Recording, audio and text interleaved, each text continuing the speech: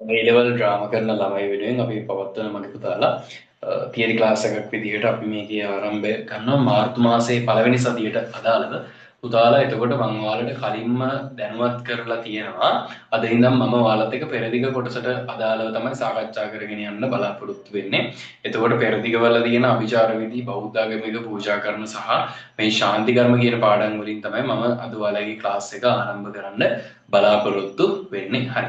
ඊට පස්සේ අනිත් දේ තමයි පුතාලා මම හිතනවා ඔයාලා හැමෝම ළඟ ටියුට් එක ඇති කියලා. එතකොට ඒක මම ඔයාලගේ ගෲප් එකට දැම්මා. පුතාලා ඒකේ print එකක් අරගෙන එහෙම ඇත්ත කියලා මම විශ්වාස කරනවා. එතකොට ඔයාලා දැන් ක්ලාස් එකේ මාර්තු මාසෙදී වැඩේ වෙන්නේ මෙහෙමයි. හරිද? සාමාන්‍ය විදිහට සිකුරාදා දවසේදී පේපර් ක්ලාස් එක තියෙනවා. හවස 7 ඉඳන් රැ වෙනකන් තියෙනවා. හරිද? ඒක සාමාන්‍ය විදිහට තියෙනවා. ඊට පස්සේ පුතාලා සෙනසුරාදා තියෙනවනේ. සෙනසුරාදා හවස 7ට තමයි අපි හැමදාම තියරි ක්ලාස් එක කරන්නේ.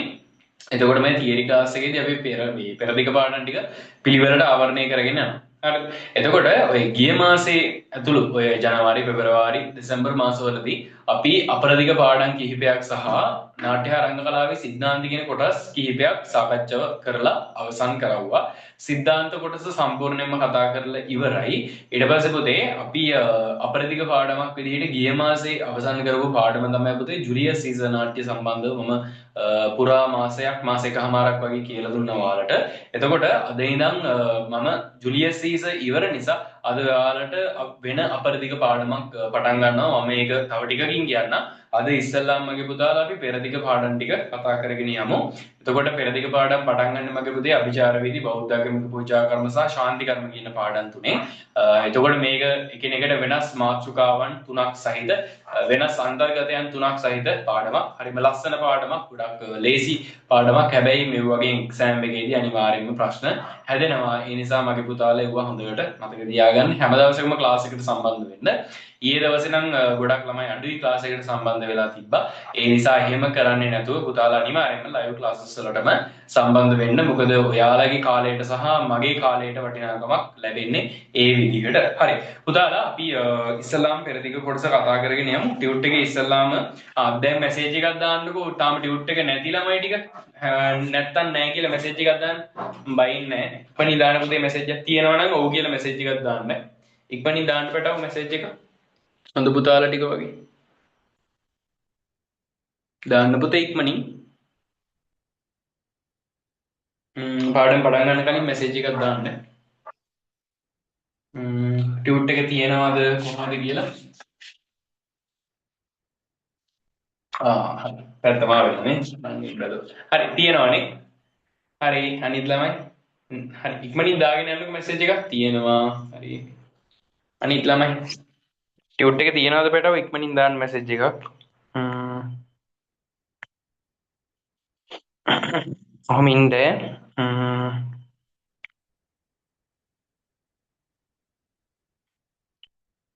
පුතාලා පොඩ්ඩක් ඉන්න. මේකේ අර මිර මොඩ් එක වැටලා තියෙන. ඒ කියන්නේ අර මේ දැන් මේ ආයන්න එහෙම ලියපුවාම මේක ආයන්න අනිත් පැත්තට පේන්නේ. ඒක මං හදන්නම් ඉක්මනින් තප්පරයක් දෙන්න.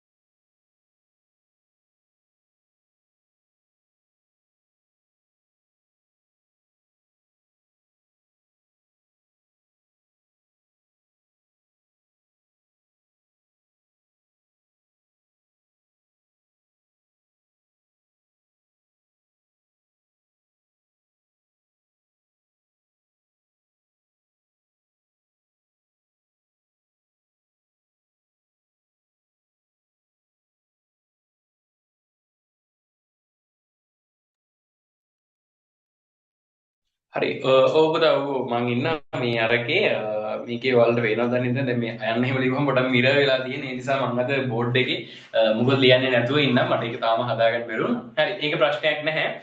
අපි අද පොඩ්ඩක් පාඩමට අවධානය යොමු කරමු. පුතාලා ගාව හැමෝම ළඟ ටියුට් එක තියෙනවා කියලා මං විශ්වාස කරනවා. ඔයාලා chat එකට message එකක් දාලා තියෙනවානේ ඒ සම්බන්ධව. හරි තියෙනවා කියලා දාලා තියෙනවා. හරි එහෙනම් ප්‍රශ්නයක් නැහැ තියෙනවා. හරි ඊට පස්සේ තියෙනවානේ. හරි ඕකේ පුතා. ඒකනේ ගන්න බැරි වුණානේ. හරි එක පුතෙක් ඉන්නවා බැරි වෙච්ච. හරි ඒක උලක් නැහැ. අද නෝට් එක පුතාලා මම කියන තැන ඉඳන් නැති ළමයි පොතේ ලියා ගන්න පැන්සලින් වගේ ලියා ගන්න. ඊට පස්සේ අනිවාර්යයෙන්ම ඒක ඔයාලා ටියුට් එක ගන්න. වෙන කාටවත් ඒක දාන්න එපා. පුදන්න යන්න එපා. අනේ මෙන්න අපේ සර් දාපු එක කියලා ඒ විදිහට පුදන්න යන්න එපා. පුතාලා ඒක පාඩම් කරන්න ඒ විදිහට මේ පොඩ්ඩක් බලන්න ඒක මොනවද තියෙන්නේ කියලා. හරි එහෙනම් පුතේ අපි සුබ මොහොතින් කතා කරගෙන යමු. අද දිනේ දාගන්න 3:07 වෙනිදා. ඊට පස්සේ අපි අද එතන ඉඳන් කතා කරගෙන යමු. පුතේ එතකොට මම ඔයාලත් එක්ක අද මුලින්ම කතා කරන්න බලාපොරොත්තු වෙන්නේ මේ අභිචාර විද්‍ය සහ පූජා කර්ම කියන පාඩම. මේක ගොඩක් ලේසි පාඩමක්. මේකේ මම ඔයාලත් එක්ක කතා කරන්න බලාපොරොත්තු වෙන සංකල්පය මේකයි. හරිද? මේ ලෝකෙ මගේ පුතාලා මිනිස්සු ඇති වුණානේ මීට අවුරුදු සෑහෙන කාලයකට කලින්. හරි මීට අවුරුදු 10000කට 20000කට 30000කට විතර කලින් මිනිස්සු මේ ලෝකෙට ආවා. හරි මිනිස්සු මේ ලෝකෙට ආවට පස්සේ මගේ පුතාලා මිනිස්සු මේ සබාධම් පිළිබඳව දැක්කේ විවිධ ආකාරයකට තමයි දැක්කේ. හරිද? සමහර මිනිස්සුන්ට මේ සබාධමේ ක්‍රියාවලි සම්බන්ධව නියමාකාරයෙන් අවබෝධ කරගන්න බැරි වුණා. හරිද? හිතන්නකෝ මගේ පුතාලා දැන් මේ උදේට ඉර පායන එක. දැන් උදේට ඉර පායන්නේ ඇයි කොහොමද ඒක හරියටම සිද්ධ වෙන්නේ? හරිද? රාත්‍රී කාලයේට ඇයි කළුවර? ඊට පස්සේ ගත්තාම ඇයි ඉර තියෙන වෙලාවට විතරක් මල් පිපෙන්නේ?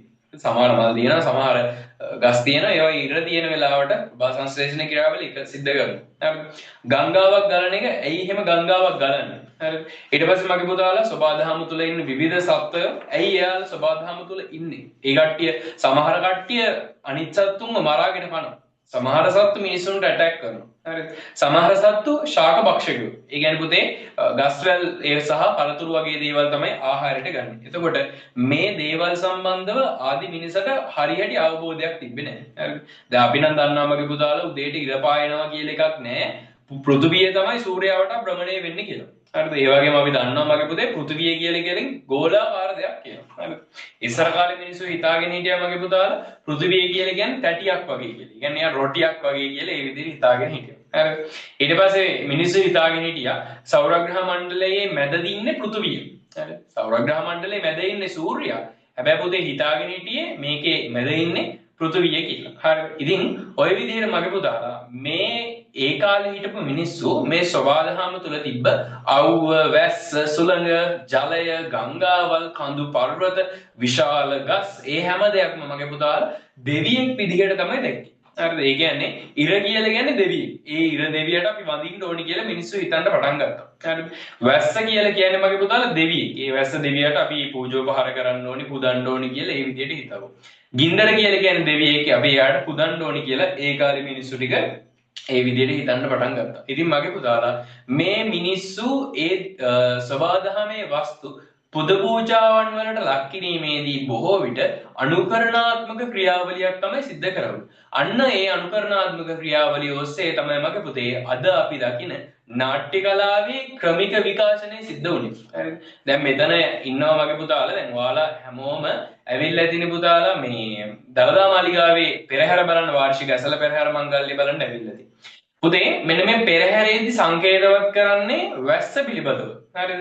මුලින්ම පෙරහැරේ එනවා මගේ පුතාලා කසකාරයෝ. හරිද? මේ කට්ටිය කසේ අරගෙන චටාස් පටාස් කියලා ගහද්දි ඒකෙන් නිරූපණය වෙන්නේ මගේ පුතාලා මොකද්ද? ගොරවන සද්දය. හරිද? ගිනි බෝල කරකවන එකකින් සංකේතවත් වෙන්නේ මගේ පුතාලා මොකද්ද? ඒ තමයි අහසේ ඇති වෙන අකුණු වලින් එන එළිය. හරිද? ඊට පස්සේ මගේ පුතාලා බෙර ගහනවානේ. බෙර ගහන එකෙන් සංකේතවත් කරන්නේ ගොරවන එක. එතකොට බලන්න මෙතනින් මේ කරන නිරූපණයේදී ප්‍රධාන වශයෙන්ම සිද්ධ වෙලා තියෙන මගේ පුතාලා අනුකරණාත්මක ක්‍රියාවලියක්. හරිද?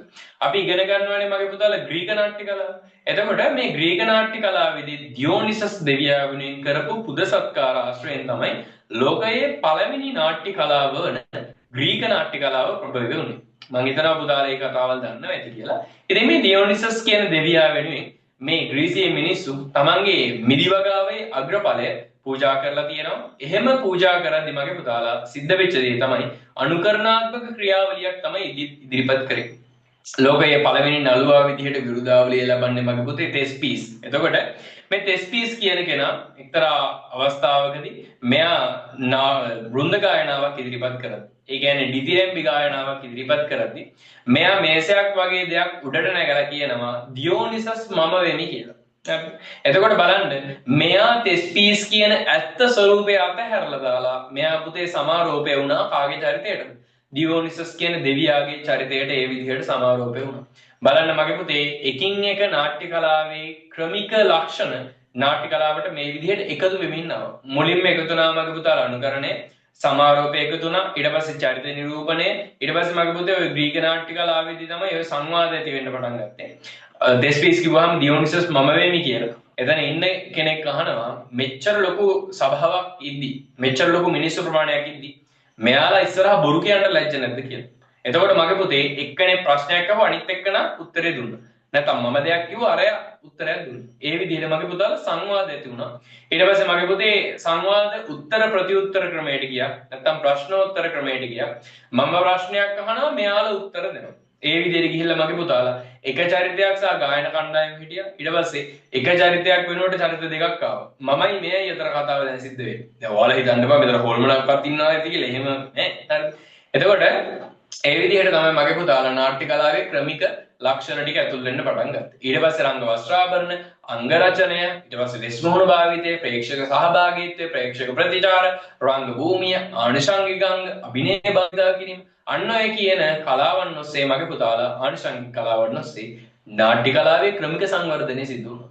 ඉතින් මේ ක්‍රමික සංවර්ධනය නිසා අද ඔයාලා මම දකින නාට්‍ය කලාව ලෝකයට ප්‍රබල වෙලා තියෙනවා. මම හිතනවා ඒක ඔයාලට පැහැදිලි ඇති කියලා. පුතේ එතකොට මේ අභිචාර විධි සහ පූජා කර්ම කියන පාඩමේදී අපි කතා කරන්න බලාපොරොත්තු වෙන්නේ ඒ කාලේ හිටපු මිනිස්සු සබාදහමෙන් Tamanට කරදර එයි කියලා හිතාගෙන ඒ මිනිස්සු කරපු කියපු දේවල් ගැන තමයි මේ පාඩමේදී මම කතා කරන්න යන්නේ. ඒ කාලේ එක චාරිත්‍රාක් තිබිලා තියෙනවා මගේ පුතාලා.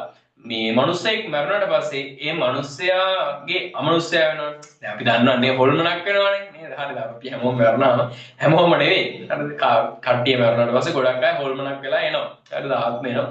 එතකොට පුතේ මේ වගේ අමනුෂ්‍යයන්ගෙන් කරදරයක් එහෙම එයි කියලා එහෙම දැනුනොත් එහෙම එයාලා ඒ මලවුන් පිදීමේ චාරිත්‍ර වාරිත්‍ර කරන්න පටන් ගත්තා. හරිද පුතේ? ඊට පස්සේ ගත්තාම ආයේ ඒ කාලේ මිනිස්සු දැන් ඔය ඒ කාලේ මිනිස්සුන්ගේ එක්තරා ජීවනෝපාය ක්‍රමයක් තිබ්බා. එක්තරා රැකියාවක් තිබ්බ මගේ පුතාලා. ඒ තමයි මේ කිඹුලන් අල්ලන රැකියාව. හරිද? ඒ කියන්නේ කිඹුලෝ අල්ල ගන්නවා, උන්ගේ හැම ගන්නවා, මස් ගන්නවා. ඒ කට්ටියට කියන කිඹුලෝ අල්ල ගන්න මිනිස්සු කියලා. එතකොට මේ මිනිස්සු මෙයාලා තමන්ගේ රැකී ආරක්ෂාවලට යන්න කලින් මෙයාලා බත්ගුලි 3ක් අනුභව කිරීමේ කෙමක් පාවිච්චි කරලා තියෙනවා. පුතේ මම හිතනවා ඔයාලා හැමෝම කෙම් ක්‍රම ගැන දන්නව ඇති කියලා. හරිද? කෙම් ක්‍රම කියලා කියන්නේ යම්කිසි දෙයක් සිද්ධ වීම සඳහා. හරිද? එතකොට අපි කරන යම්කිසි වත් පිළිවෙතකට තමයි අපි කියන්නේ කෙම් ක්‍රමයක් කියලා. ඇහි නගනයක් මේ හැදුනහම අර උදෑසනම අවදි වෙලා මගේ පුතාලා තුත්තිරි ගහේ තියෙන පිනි බින්දු එහෙම නැත්නම් ඒ අර මේ කීරි වගේ දේවල් තියෙන ඒ ගහේ අග ඒවා ඇහි ගන්නවා. ඊට පස්සේ අපි හිතමු පිච්චුණා කියලා. පිච්චුනොත් එහෙම දැන් මේ කිව්වට පස්සේ hina වෙන්න එපා. දැන් මේක කරන්න යන්නත් එපා. අය පිච්චුණාට පස්සේ හරි පිච්චුනොත් එහෙම ඒ කාලේ මිනිස්සු මගේ පුතාලා උදෑසනම අවදි වෙලා කාටවත් කතා කරන්නේ නැතුව ගිහිල්ලා තමන්ගේම මූත්‍රා ස්වල්පයක් ඒ පිරිසිච්ච තැන ආලේප කරනවා. දැන් මේක කිව්වට පස්සේ අනේ සර් ඔය මොනවද කියන්නේ කියලා අහන්න එපා. ඒ කාලේ මිනිස්සු ඔය කියන්න බෑ. ඒවා මොකුත් කියන්න බෑ. ඒවා දානවා එක එක ඒවා දානවා. එතකොට ඒවා එක එක ඒවා කරලා තියෙනවා. හරිද? ඊට පස්සේ ගත්තාම දැන් තව එකක් තියෙනවා. ඒකත් ඔයාලා ටෙස්ට් කරන්න යන්න එපා. ගහක පළ දරන්න. ඒ කියන්නේ ගහක ගෙඩි හැදෙන්න මගේ පුතාලා උදෑසනම ගහට මූත්‍රා කරලා බූවල්ලකින් තලනවා ගහට. බූවල්ලක් අරගෙන ගහට ගහනවා. එතකොට ඒ කාලේ මිනිස්සු ඒ වගේ දේවල් විශ්වාස කරලා තියෙනවා. එතකොට මගේ පුතේ හරි ඒ ඇති එතකොට ඒ වගේ එක එක කෙම් ක්‍රම පාවිච්චි කරලා තියෙනවා. ඒ වගේම තමයි ඒ කාලේ දීවරයෝ ඉඳලා තියෙනවා. ඒ දීවරයෝ ගත්තාමත් මගේ පුතාලා එයාලගේ මාළු ඇල්ලීමේ රැකියාව සාර්ථක වීම සඳහා එයාලා මත්ස්‍යයෙක්ගේ රූපයක් වතුරට දානවා. කෙමක් විදිහට එයාලා එකෙන් බලාපොරොත්තු වෙනවා ඒක සාර්ථක වෙයි කියලා. ඒ වගේම තමයි තමන්ගේ ස්වාමියා යුද්ධයට ගියාට පස්සේ ඒ ස්වාමිවරුන්ගේ බිරින්දෑවරු ඉන්නවනේ. මහත්තයා යුද්ධයට ගියපුවාම මේ බිරින්දෑවරු ටික ඇඟේ සුදු පාට සායම් තවරගෙන මගේ පුතාලා කැටි පොරෝ උදළු වගේ දේවල් අරගෙන කොමඩු ඊට පස්සේ ගත්තම වට්ටක්ක ඊට පස්සේ ගත්තාම ඔය වගේ ඔය ඒ දේවල් වලට ගහනවා උදැල්ලකින් ගහන වට්ටක්ක ගෙඩියට හරිද මේ පොල්ලක් අරගෙන ගහනවා පිවිඤ්ඤ ගෙඩියකට අන්න ඒ වගේ දේවල් කරනවා එතකොට ඒකෙනුත් මගේ පුතාලා අපේක්ෂා කරලා තියෙන දේ තමයි ස්වාමියාට ශක්තිය ලැබීම හරිද තමන්ගේ යුද්ධෙට ගියපු ස්වාමියාට ශක්තිය ලැබීම තමයි එතනදී අපේක්ෂා කරලා තියෙන්නේ. එතකොට අන්න ඒ වගේ එක එක අභිචාර විදි සහ පූජා කර්ම ඒ කාලෙදි මිනිස්සු කරලා තියෙනවා. එතකොට පුතේ අද මේ පාඩමේදී අපි කතා කරන්න බලාපොරොත්තු වෙන්නේ ඒ සම්බන්ධව. පෙරදිග පාඩම් වල පළවෙනියට ඉගෙන ගන්න තියෙන මේ අභිචාර විදි සහ පූජා කර්ම කියන පාඩම මේකින් මෑත කාලීනව අහලා නෑ මගේ පුතේ විභාගයකට ප්‍රශ්නයක්. හරිද? MCQ වලදී ගොඩක් අහනවා සාමාන්‍යයෙන්. හැබැයි මගේ පුතාලා මේක පාඩම් කරගන්න, උගන්වන දේවල් ඒ දවසේම මේ කවර් කරගන්න ඒ තුනක් රිසල්ට් හොඳ රිසල්ට් එකක් හොඳ රෑන්ක් එකක් දානවා කියලා බලාපොරොත්තු වෙන අපි එහෙනම් අද ක්ලාස් එකේ වැඩ ටික මේ විදිහට පටන් ගමු. පුතේ අද දිනේ දාගන්න 3:07 කියලා ඊට පස්සේ මේ අනිවාර්යෙන් ඒ දවසේම රෙකෝඩින් එහෙම බලලා ඉවර කරගන්න ගොඩ ගහ ගන්න එපා. ලයිව් ක්ලාසස් වලටම සම්බන්ධ වෙන්න. ඔයාලා හැමෝම සම්බන්ධ වෙද්දි තමයි පුතේ මටත් ආසාවෙන් ක්ලාස් එක කරන්න හිතෙන්නේ. හරි අපි මේ විදිහට පොඩ්ඩක් බලමු. හයිලයිට් එකක් එහෙම ගන්න. නැත්තම් අඩි රූලේ පෑන හැරි ගන්න.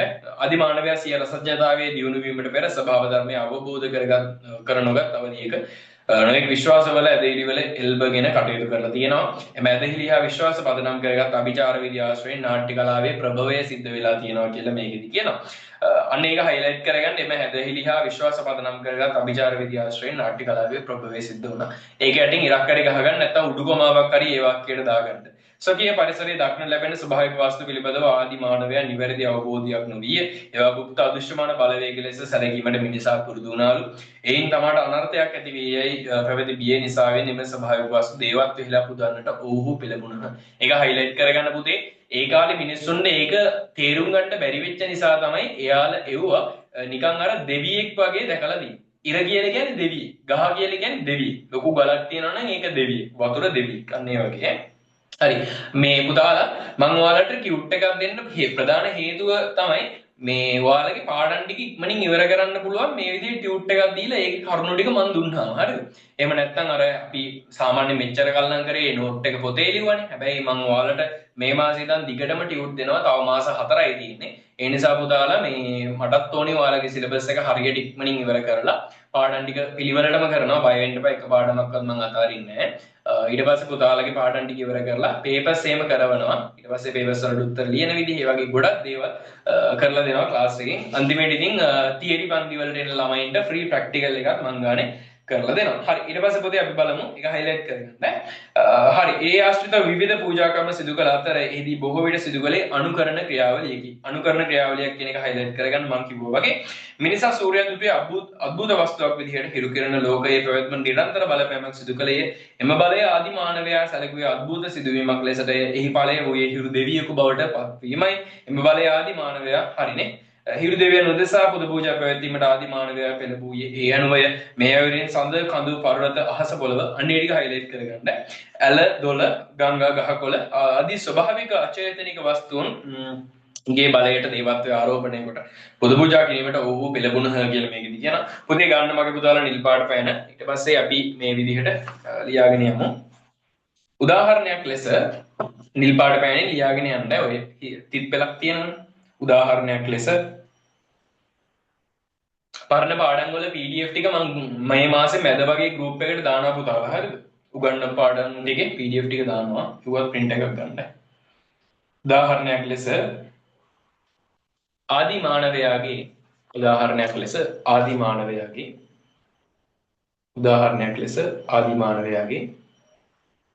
විශිෂ්ටතම සොයා ගැනීම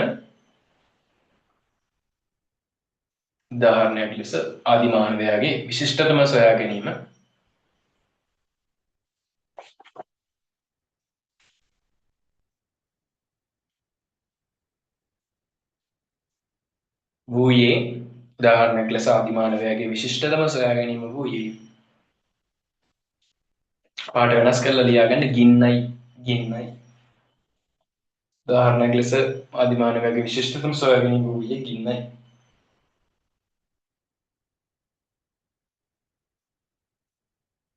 නිල් පාටින් ඒකටම ලියාගෙන යන්න ගින්නෙහි පවතින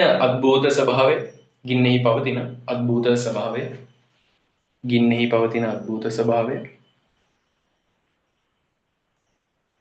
ගින්නෙහි පවතින අද්භූත ස්වභාවය. කොමාවක්. අපි ඉක්මනින් ලියා ගමුනේ. ගින්නෙහි පවතින අද්භූත ස්වභාවය කොමාවක්. සහ සියලු මිනිස් ක්‍රියාකාරකම් වලට සියලු මිනිස් ක්‍රියාකාරකම්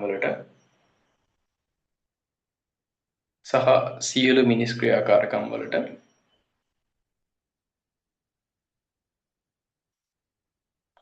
ගින්නෙන් ලැබෙන දායකත්වය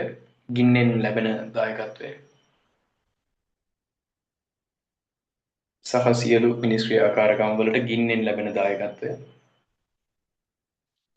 කොමාවක්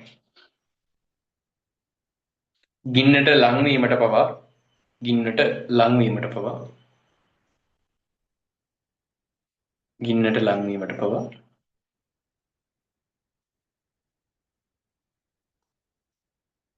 මිනිසාට නොහැකි වීම ගින්නට ලංවීමට පවා මිනිසාට නොහැකි වීම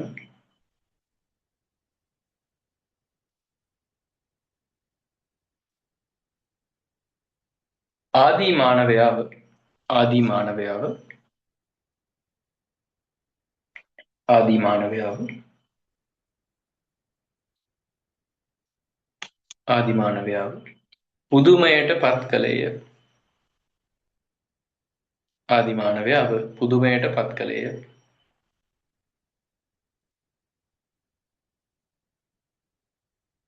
ආදිමානවයාව පුදුමයට පත් කළේය.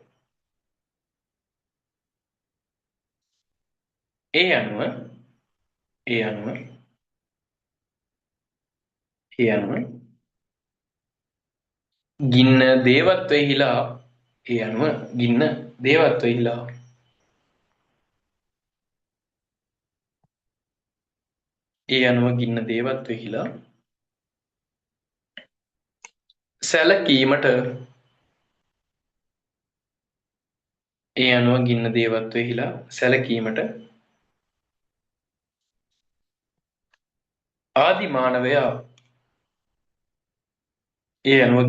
අනුව ගින්න දේවත්වයෙහිලා සැලකීමට ආදිමානවයා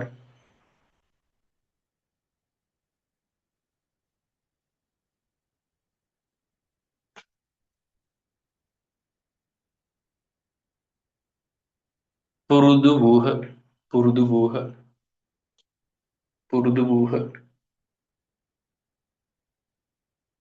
ගින්න දේවත්වයෙහිලා සැලකීමට ආදිමානවයා පුරුදු වූහ.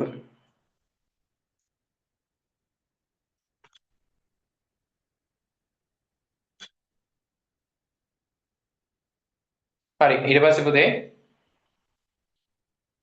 හරිනේ දැන් හරිනේ කියන්න නැත්තම් අද ලියලත් ඉවරයි. හරි ඊට පස්සේ ආදිමානවයා පුරුදු වූහ. හරි ඊට පස්සේ මගේ පුතාලා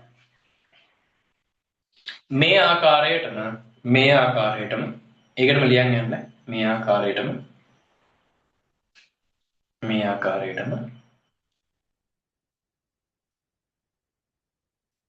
වැස්ස සුළඟ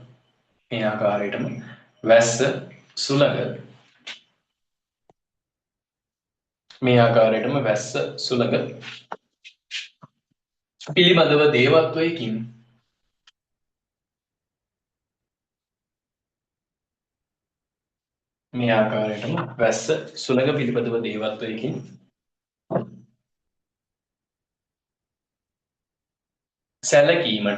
සැලකීමට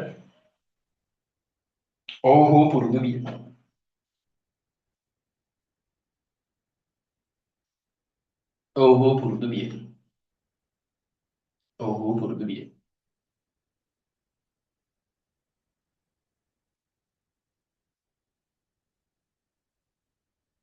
අලුත් ඡේදයක් පාට වෙනස් කරලායි.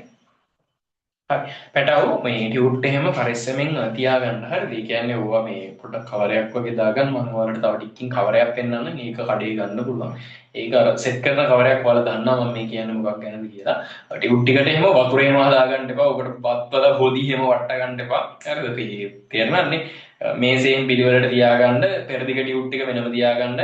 අපරදිග පාඩම් වලටත් මම ඉස්සරහට ඔයාලට ටියුට් ලබා දෙනවා. එතකොට ඒවා පරිස්සමෙන් පිළිවෙලට දින එහෙම හරියට දාලා එක තැනක්වත් හිස්ව නම් තියාගන්න එපා. ක්ලාස් එකට ජොයින් වෙන්න බැරුණොත් ඒ දවසේම රෙකෝඩින් එක බලන්න. උනන්දුවෙන් උත්සාහයෙන් වැඩ කරන්න. මේ මාස 4 හොඳටම ඇති. හොඳට වැඩ කරන ළමයෙක්ට කැපවීමෙන් උත්සාහයෙන් වැඩ ටික කරන්න. හරි. පාඩ වෙනස් කළා පුතේ. අලුතෙන් අපි ඡේදයක් දීමු මේ විදිහට. ස්වකීය ජීවිකා රූකඩ ගෙදර නෑ. රූකඩ ගෙදර එහෙම කරවුවේ නෑ මගේ පුතාලා. ජුලියස් සීසර් රූකඩ ගෙදර කරවුවා. බය වෙන්න එපා. අප්‍රේල් මාසෙ ඉඳලා මම පිටපත් පහ ආය පාරක් කියලා දෙනවා. බය වෙන්න එපා ඈ. කී එක අප්‍රේල් මාසෙත් දැනුවත් කරනවා. ස්වකීය ජීවිකා වෘත්තීන් කළු පාටින් ඈ. ස්වකීය ජීවිකා වෘත්තීන් සම්බන්ධ ගැටලු ස්වකීය ජීවිකා වෘත්තීන් සම්බන්ධ ගැටලු ස්වකීය ජීවිකා වෘත්තීන් සම්බන්ධ ගැටලු निराकरणය කර ගැනීමට ස්වකීය ජීවිකා වෘත්තීන් සම්බන්ධ ගැටලු निराकरणය කර ගැනීමට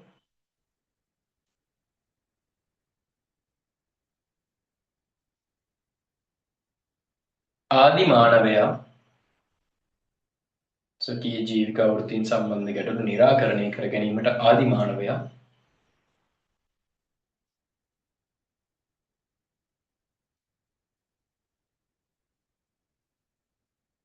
අදෘශ්‍යමාන බලවේගවල අදෘශ්‍යමාන බලවේගවල අදෘශ්‍යමාන බලවේගවල අදෘශ්‍යමාන බලවේගවල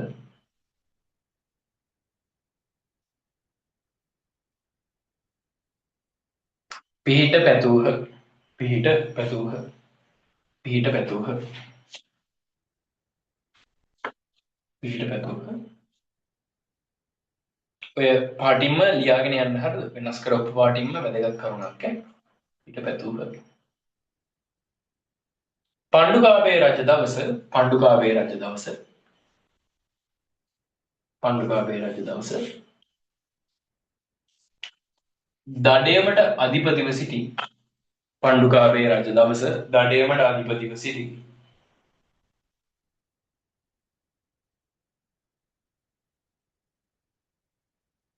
පණ්ඩුකාභය රජ දවස දඩයමට අධිපතිව සිටි ව්‍යාධ දේව මම ලියලා තියෙන්නේ ව්‍යාධ දේව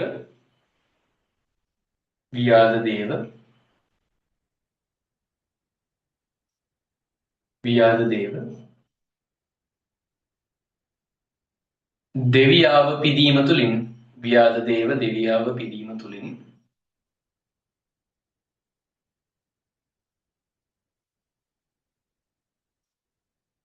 ව්‍යාධ දේව දෙවියාව පිදීම තුලින්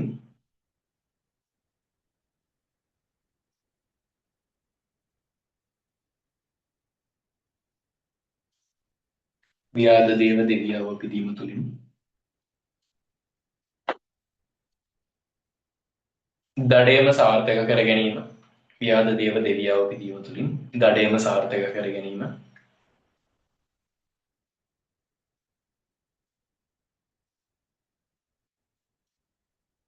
ව්‍යාධ දේව දෙවියා පිදීම තුලින් දඩයම සාර්ථක කර ගැනීම කොමාවක් ආරක්ෂා වීම ආරක්ෂා වීම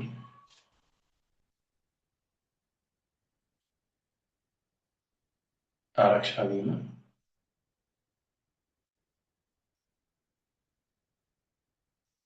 එවක මිනිසුන් ආරක්ෂා වීම එවක මිනිසුන් ප්‍රාර්ථනා කළහ එවක මිනිසුන් ප්‍රාර්ථනා කළහ එවක මිනිසුන් ප්‍රාර්ථනා කළහ හරි මම හිතනවා පුතේ ඔයාලා ලියාගෙන ඉවර ඇති කියලා. එතකොට අපි ඊගෙදි කතා කරේ මේ පණ්ඩුකාභය රජතුමාගේ කාලෙදී ඒ කාලේ මිනිස්සු විශ්වාස කරලා තියෙනවා දඩයමට අධිපති දෙවියාගේ නම තමයි පුතේ ව්‍යාධ දේව. මෙහෙම දෙවි කෙනෙක් ඉන්නවා මන් දන්නේ නැහැ ඉතින් ඈ. හරි ඒ කාලේ මිනිස්සු විශ්වාස කරලා තියෙනවා මෙහෙම දෙවි කෙනෙක් ඉන්නවා අපි මේ දෙවියට පුද පූජාවල් කරවුවොත් එහෙම ඒ දෙවියගේ ආරක්ෂාව ආශිර්වාදය නිසා අපිට දඩයමේ සාර්ථකත්වය ළඟා කරගන්න පුළුවන්. ඒ වගේම අපි දඩයමට ගියාට පස්සේ අපිට ආරක්ෂා වෙන්න පුළුවන් කියලා ඒ විදිහට මිනිස්සු විශ්වාස කරලා තියෙනවා පුතේ. මේ දෙවියා තල්ගහකට තමයි අධිපතිව වාසය කරනවා කියලා ඒ කාලේ මිනිස්සු විශ්වාස කරලා තියෙන්නේ. දඩේමට යන්න කලින් මේ දෙවියව සිහි කරලා අදාළ වත්පිළිවෙත් ටික කරලා තමයි දඩේමට යන්නේ. යාලා එකෙන් සාර්ථකත්වයේ ප්‍රාර්ථනා කරලා තියෙනවා. උදාහරණ අර මම කියවනේ කවරයක් ගැන මෙන්න මේ දිය ඔයාලට පේනවද දන්නේ නැහැ. පේන්නේ නැත්නම් සුදු පාට නිසා. පේනවද? මෙන්න මේ වගේ කවරයක් තියෙනවා. ඒක සෙට් කරන්න පුළුවන් ටියුට් එකට දාලා ඒක තියාගන්න. එතකොට දැන් අපි මේ ටියුට් එකට ඒක දාලා මේක ඉවරනාට පස්සේ ඊළඟ ටියුට් එකට ඒ කවරේ ගලවලා දාන්න පුළුවන්. ඒ විදිහට මේ ටියුට් එකෙන් පරිස්සම් කරගන්න. හරි. ඊට පස්සේ පුතේ තියෙනවා මේ විදිහට එසේම මලවුන් නැදීමේ චාරිත්‍රයේද එවක බොහෝ ජනප්‍රිය වූ බව පෙනේ. ඒක highlight කරගන්න. මියගිය ඥාතීන් ප්‍රේතාත්ම වලින් භූතාත්ම වලින් සිදුවන විපත් වලින් මිදීම සඳහා ඔහු එම ආත්ම වලට පුද පූජා යාග හෝම සිදු කරවවලු. මියගිය ඥාතිවරයාගේ ආත්මය යාග හෝම වගේ තෘප්තියට පවත් කොට ඔවුන්ගෙන් සිදුවන විපත් වලින් ආරක්ෂා පැතුව අතර ඇතැම් විට ස්වකීය අවශ්‍යතා ඉෂ්ට කර ගැනීමට ඔවුන්ගෙන් පිහිට පැතුව බව පේනවා. පුතේ ඒ කාලේ මිනිස්සු විශ්වාස කරපු තව එක දෙයක් තමයි මේ මිනිස්සෙක් මරුණාට පස්සේ ඒ අමනුෂ්‍යයාගෙන් කරදරයක් වෙයි කියලා බලාපොරොත්තු වෙන නිසා ඒ අමනුෂ්‍යයාගේ ආත්මය තෘප්තිමත් කරන්න එක එක දේවල් කරලා තියෙනවා. එතකොට ඔය එක එක බලිබිලි වගේ දේවල් පුදු පූජා කරලා තියෙනවා. ආහාර පූජා කරලා තියෙනවා. ඊට පස්සේ මේ අපේ බෞද්ධ දර්ශනය අනුව අපි පින් දෙන්නේ මගේ පුතාලා. මිනිස්සෙක් මරුණාට පස්සේ එයා වෙනුවෙන් අපි පාංශ බෝලේ ලබා දෙනවා. හරිද? දවස් 7ක් ගියාට පස්සේ අපි එයා වෙනුවෙන් බණක් කියනවා. හරිද? 3 මාසෙක ගියාට පස්සේ දාන දෙනවා. අවුරුද්දක් ගියාට පස්සේ දානයක් දෙනවා. අන්න ඒ වගේ මගේ පුතාලා අපි මිනිස්සෙක් මරුණාට පස්සේ ඒ මිනිස්යාගේ ආත්මය තෘප්තිමත් කරන්න එක එක දේවල් කරනවා. ඒ වගේම තමයි ඔය ඒ කාලේ මිනිස්සු දැන් නම් අඩුයි මේ තත්ත්වය. ඒ කාලේ මිනිස්සු මගේ පුතාලා ඒ ගුරුකම් ඔස්සේ අර යంత్ర මන්ත්‍ර ගුණියන් වගේ දේවල් තියෙනවා.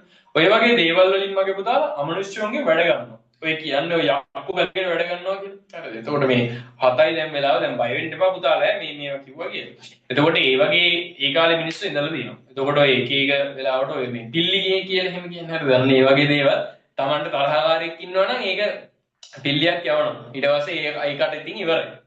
තව එකක් තියෙනවා මගේ පුතාලා. දැන් අපි හිතමු මේ ඔයාලගේ කෙස් ගස් තියෙන. හරිද? දැන් මේව කරන්න නම් එපා ළමයි ඈ. හරිද? කෙස් ගස් තියෙන. එතකොට ඔය කෙස් ගස් වගේ පුතාලා ඔක ගලවගෙන ගිහිලා ඔය අන්තර මන්තර කරන තැනකට දුන්නාට පස්සේ ඒ කට්ටිය ඕකට මේ බන්ධනයක් කරනවා. ඒ බන්ධනයක් කරලා මැටි වලින් රූපයක් හදනවා. හරිද? එතකොට ඒ හදන්නේ ඔයාගේ රූපේ. හරිද? දැන් බය වෙන්න එපා ඈ. ඒ විදිහට හදලා ඊට පස්සේ මගේ පුතාලා ඒ ගුරා කරන දේ තමයි යකදුරා කරන දේ තමයි කටු අරගෙන ඒ මැටි රූපෙට ගහනවා. හරිද? අදරයට හරි.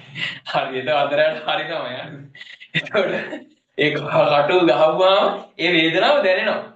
සමහර වෙලාවට මැටි රූපයක් හදලා ඒ මැටි රූපේ දාන හුඹසකට. හුඹසකට දාපුවාම ඒ මැටි රූපේ ක්‍රමක්‍රමයෙන් දිරන්න පටන් ගන්නවා.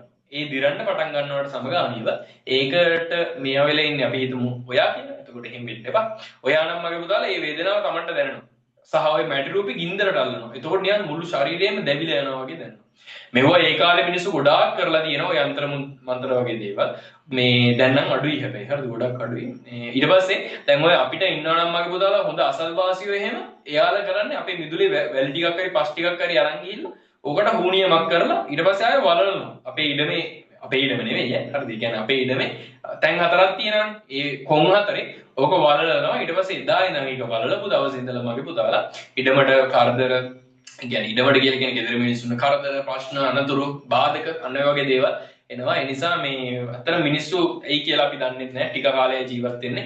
ඔයාලා මගේ පුතාලා කවදාවත් එහෙම වෙන්න එපා. මනුස්සයෙක් එක්ක මොන තරහක් තිබ්බත් පැටව ඒක ආයේ ඒ වෙනුවෙන් පරිගන්න යන්න එපා. අපි මේ හම්බ වෙන්නේ අවුරුදු 60කට. ඔය අවුරුදු 60කට හම්බ වෙලා මොකක් හරි තරහක් ඇති කරගෙන ආය සංසාරේ පුරාවටම වෛර බඳින්න තමයි වෙන්නේ. ඒ නිසා තරහක් ඇති කරගන්න එපා. ඒක යාළගේ මානසික මට්ටම කියලා ඔයාලට යාළව අතාරින්න පුළුවන් නම් සෑහෙන්න පරිණත චරිතයක් ඔයා. හරි ඊට පස්සේ මගේ පුතේ ඊළඟට තියෙනවා පුදු පූජා යාග හෝම මෙන්ම නොයෙක් අභිචාර විද්‍ය ආදී මානවයා අනුගමනය කරවවල ජීවිතයේ විවිධ අවශ්‍යතා ඉටු කර ගැනීම සඳහා ඔහු මෙම අභිචාර විදි භාවිතා කරවුවා කියලා මේකෙදි කියනවා. මේ ටික highlight කරගන්න. දරුපණ ලබා ගැනීම, ගර්භය ආරක්ෂා කිරීම, දරු ප්‍රසූතිය වැනි දේ සඳහා ඔහු අභිචාර ක්‍රම භාවිතා කරවවලු. එක්තරා ජන කොට්ටාසයක් දරු ප්‍රසූතිය පහසු කිරීම සඳහා කරන ලද අභිචාර ක්‍රමයක් නම් ගලක් බඩ වැදගත් ඇතුළු ගල සලවමින් මන්ත්‍ර ජප කිරීම. ඒක highlight කරගන්න.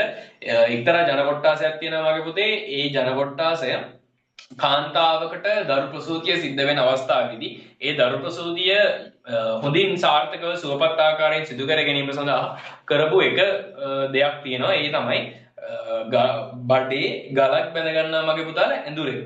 එතකොට මෙයා ඒ ගල හොලවන ගමන් මෙයා ඊට පස්සේ දැන් මේක මට මෙතන කරලා පෙන්නන්න බෑ හරිද? මෙයා ඊට පස්සේ ගල හොලවන ගමන් ඇවිදිනවා. හරිද? බණ්ඩියේ ගලක් බැඳලා තියෙන්නේ. එතකොට ඒ කට්ටිය ඒකෙන් බලාපොරොත්තු වෙලා තියෙනවා අර දරු ප්‍රසූතිය කරන කාන්තාවට ඒ කටයුත්ත හොඳින් කරගන්න පුළුවන් වෙන්න කියලා. හරි.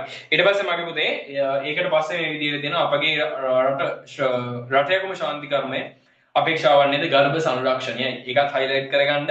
අපි ඉස්සරහට කතා කරනවා රටයකම ශාන්ති කර්මය සම්බන්ධව. මේකෙදි මගේ පුතාලා කාන්තාවක්ට දරුවන් ලබා දීම, වඳ ස්ත්‍රීන්ට දරුවන් ලබා දීම, ඒ වගේම තමයි කුස තුල දරුවෙක් ඉන්න ගැබ්බර කාන්තාවන්ට සිත ශාන්තිය ලබා දීම. ඊට පස්සේ ගත්තාම මගේ පුතාලා ආය ඒ කාන්තාවන්ට දරු ප්‍රසූතිය හොඳින් කරගන්න පුළුවන් වෙන ආශිර්වාද කිරීම. උපතලද දරුවාගේ ආරක්ෂාව තහවුරු කිරීම. අන්න ඒ වගේ අරමුණු හතරක් මුදුන්පත් කරගෙන පෙරදරි කරගෙන රටයකම ශාන්ති කර්මය පවත්වනවා. අපි ඒක සම්බන්ධව ඉදිරියේදී කතා කරමු. ඊට පස්සේ මගේ පුතේ එසේම සතිය ජීවන වෘත්තිවල සාර්ථකත්වය අපේක්ෂා කරමින් ලද අභිචාර විදි බොහෝය කියලා මේකෙදි කියනවා. මසුන් නැල්ලීමේ යෙදෙන එහි සාර්ථකත්වය උදෙසා මත්ස්‍ය රූපයක් සාදා දියට දමනවා.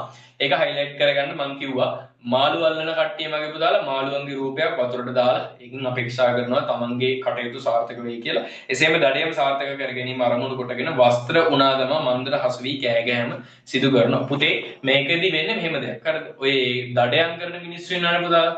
එයාලා කැලේ මගේ පුතාලා මදු ගහනවා. හරිද? මදු නැතුව මේ වෙන වචනයක් එහෙම නෙමෙයි. හරිද?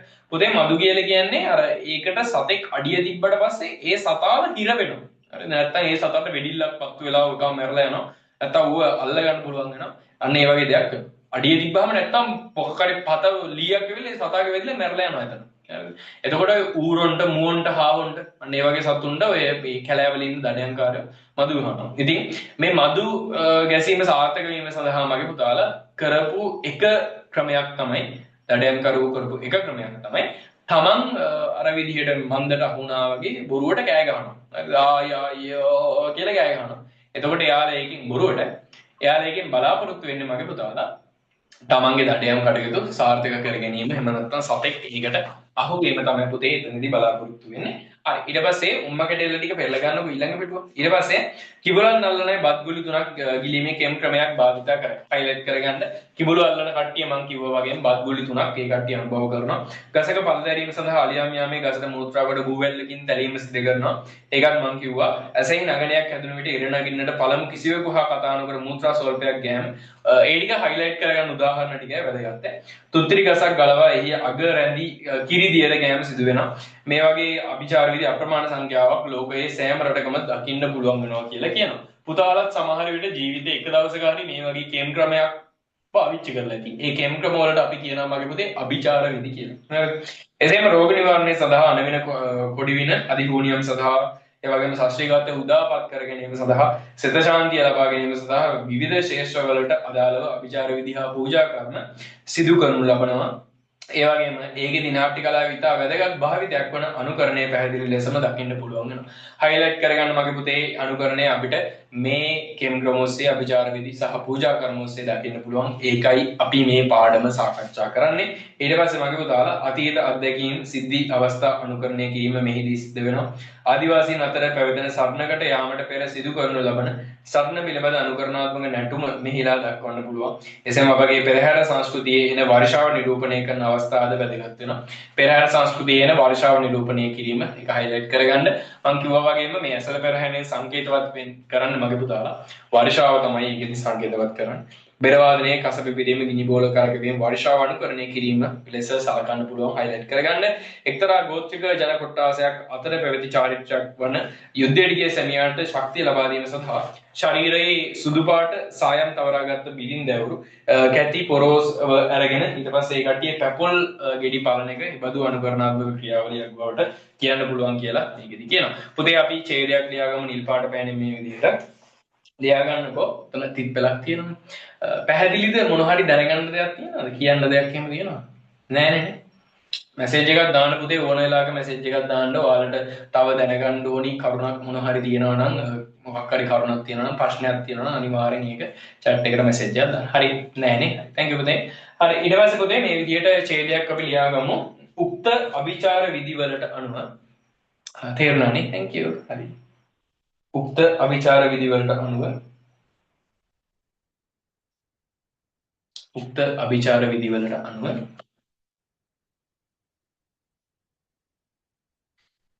උක්ත අභිචාර විධිවලට අනුව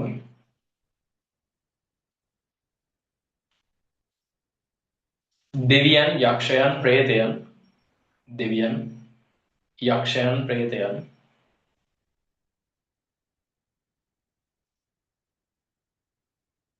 දෙවියන් යක්ෂයන් ප්‍රේතයන් පිදීම සිදු කරයි. දෙවියන් යක්ෂයන් ප්‍රේතයන් පිදීම සිදු කරයි. දෙවියන් යක්ෂයන් ප්‍රේතයන් පිදීම සිදු කරයි.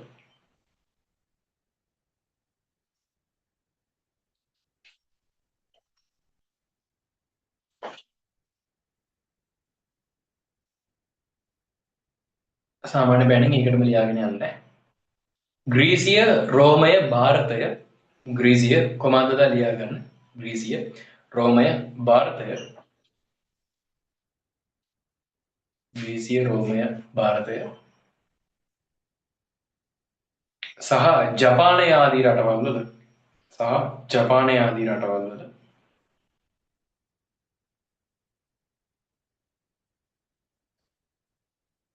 ග්‍රීසිය රෝමය ಭಾರತය ජපානය ආදී රටවල්වල ආදී නාට්‍ය කලාව පිළිබඳව ආදී නාට්‍ය කලාව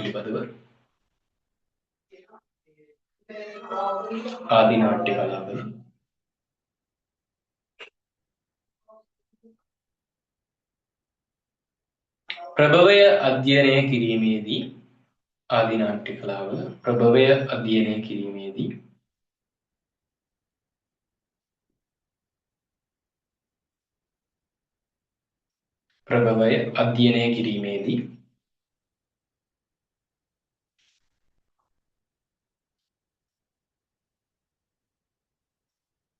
හඳුනාගත හැකි ලක්ෂණයක් නම් ප්‍රභවය අධ්‍යයනය කිරීමේදී හඳුනාගත හැකි ලක්ෂණයක් නම්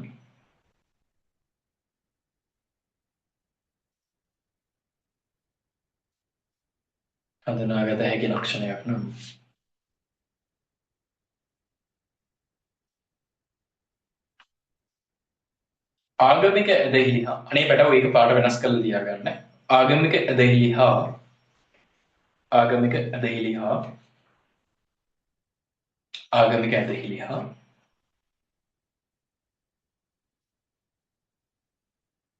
ආගමික ඇදහිලි හා දේව සංකල්ප ආගමික ඇදහිලි හා දේව සංකල්ප ආගමික ඇදහිලි හා දේව සංකල්ප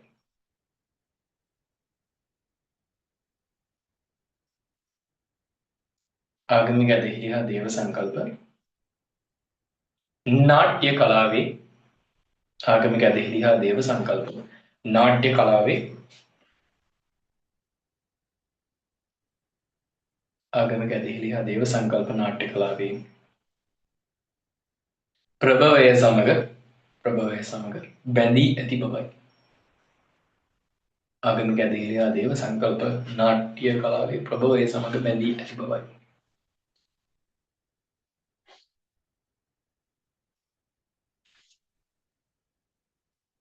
හරි පුතාලා මේක මම හිතනවා ඔයාලට තේරෙනවා ඇති කියලා.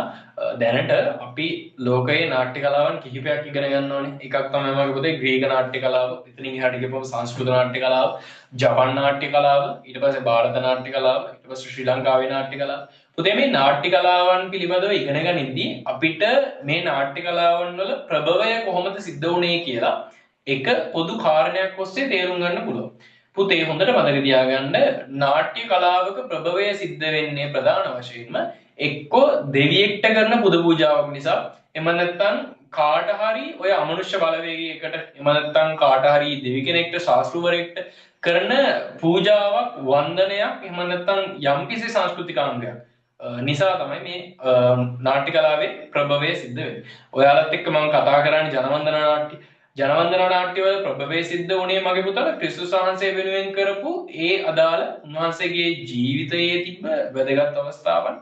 අන්න ඒ වගේ දේවල් නාට්‍යානුසාරයෙන් ප්‍රේක්ෂකයා වෙත ඉදිරිපත් කරනවා. එතනින් තමයි ජනවන්දනා නාට්‍ය පටන් ගත්තේ. ශ්‍රී ලංකාවේ නාට්‍ය පටන් ගත්තේ මගේ පුතාලා ශාන්ති කර්ම වලින් නාට්‍ය පටන් ගත්තේ. ශාන්ති කර්ම වල තිබ්බා ඒ උපත් කතාවේ ප්‍රේක්ෂකයාව හාස්‍ය ඇති කරවන්න පුළුවන්. ප්‍රේක්ෂකයාව hina ගස්සන්න පුළුවන්. ඇතැම් කතා වස්තුන් නාට්‍යානුසාරයෙන් ඉදිරිපත් කරනවා. හරිද? ග්‍රීක නාට්‍ය කලාව මගේ පුතාලා දියෝනිසස් දෙවියා වෙනුවෙන් පෙරහැරවල් පවත්වුවා. පෙරහැරවල් වලින් පස්සේ දියෝනිසස් වෙනුවෙන් වෘන්ද ගායනා ඉදිරිපත් කරවුවා. කණ්ඩායමක් එකතු වෙලා ඒ දෙවියන්ගේ ගුණ ගායනා කරනවා. එතනින් ග්‍රීක නාට්‍ය පටන් ගත්තා. ජපන් නාට්‍ය පටන් ගත්තේ මගේ පුතාලා ඒකත් ෆුෂිකදෙනි කියන ග්‍රන්ථයේ දක්වලා තියෙනවා ෂේයන්ගේ මොතෝ කියව රචනා කරපු ජපන් නාට්‍යයත් මම ඔයාලට ඉස්සරහට කියලා දෙන පාඩමක්.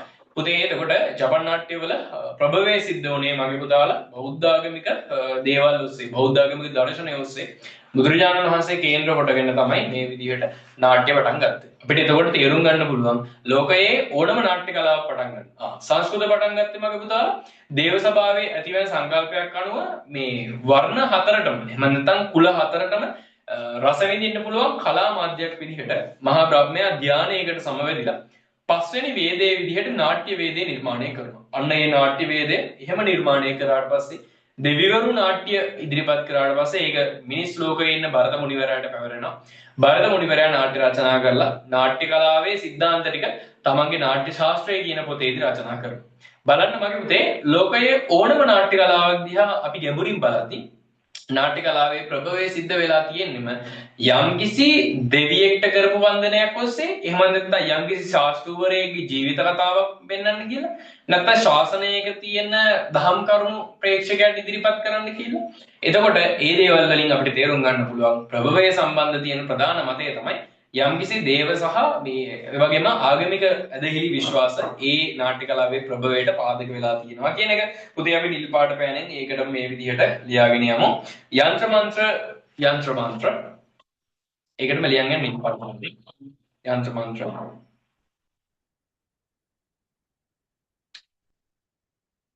කොමාවක් යාඥා කිරීම යන්ත්‍ර මන්ත්‍ර කොමාවක් යාඥා කිරීම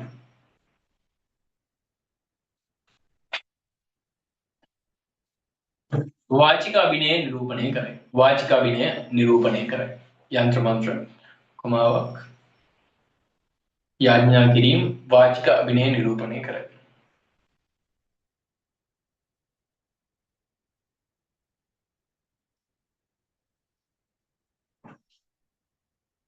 ග්‍රීක නාට්‍ය කලාවේ ප්‍රභවය සිදු වූයේ ග්‍රීක නාට්‍ය කලාවේ ප්‍රභවය සිදු වූයේ ග්‍රීක නාට්‍ය කලාවේ ප්‍රභවය සිදු වූයේ දියෝනිසස් දෙවියා වෙනුවෙන් ග්‍රීක නාට්‍ය කලාවේ ප්‍රභවය සිදු වූයේ දියෝනිසස් දෙවියා වෙනුවෙන් පැවැත් වූ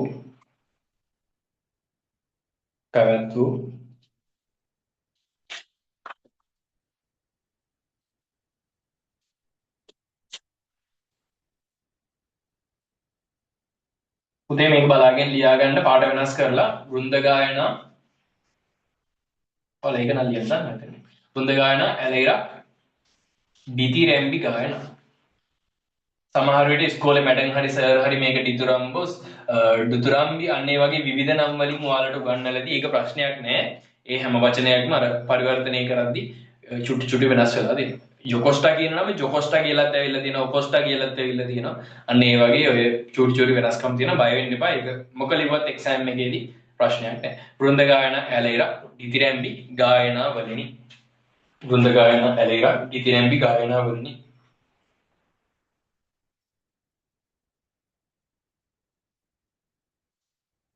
හරි නේද?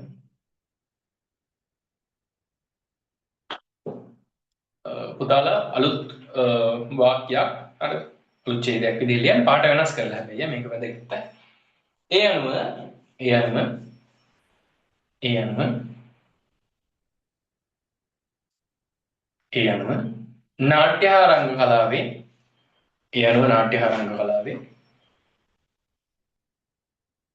නාට්‍ය රංග කලාවේ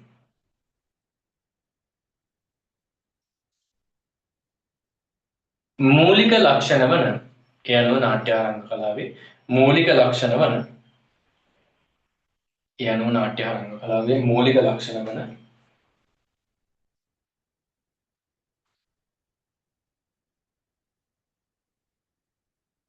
අනුකරණය අනුකරණය අනුකරණය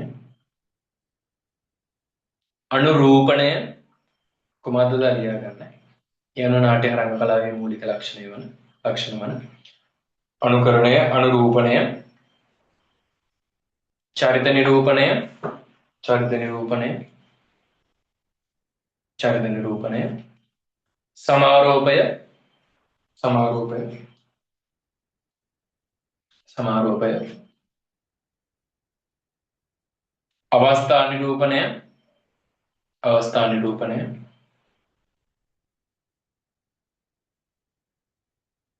සංවාද භාවිතය අවස්ථා නිරූපණය කොමාවක් සංවාද භාවිතය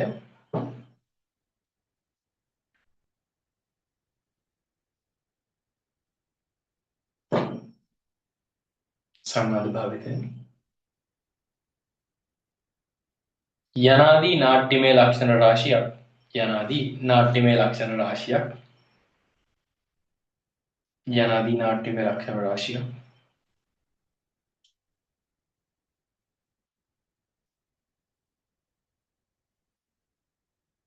යනාදී නාට්‍යමය ලක්ෂණ රාශියක්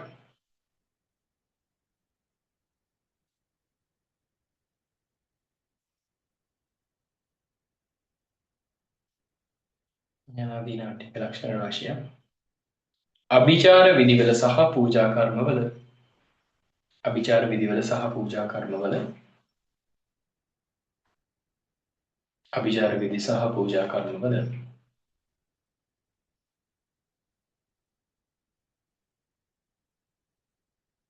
දැකගත හැකිය අභිචාර විධිවල සහ පූජා කර්මවල දැකගත හැකිය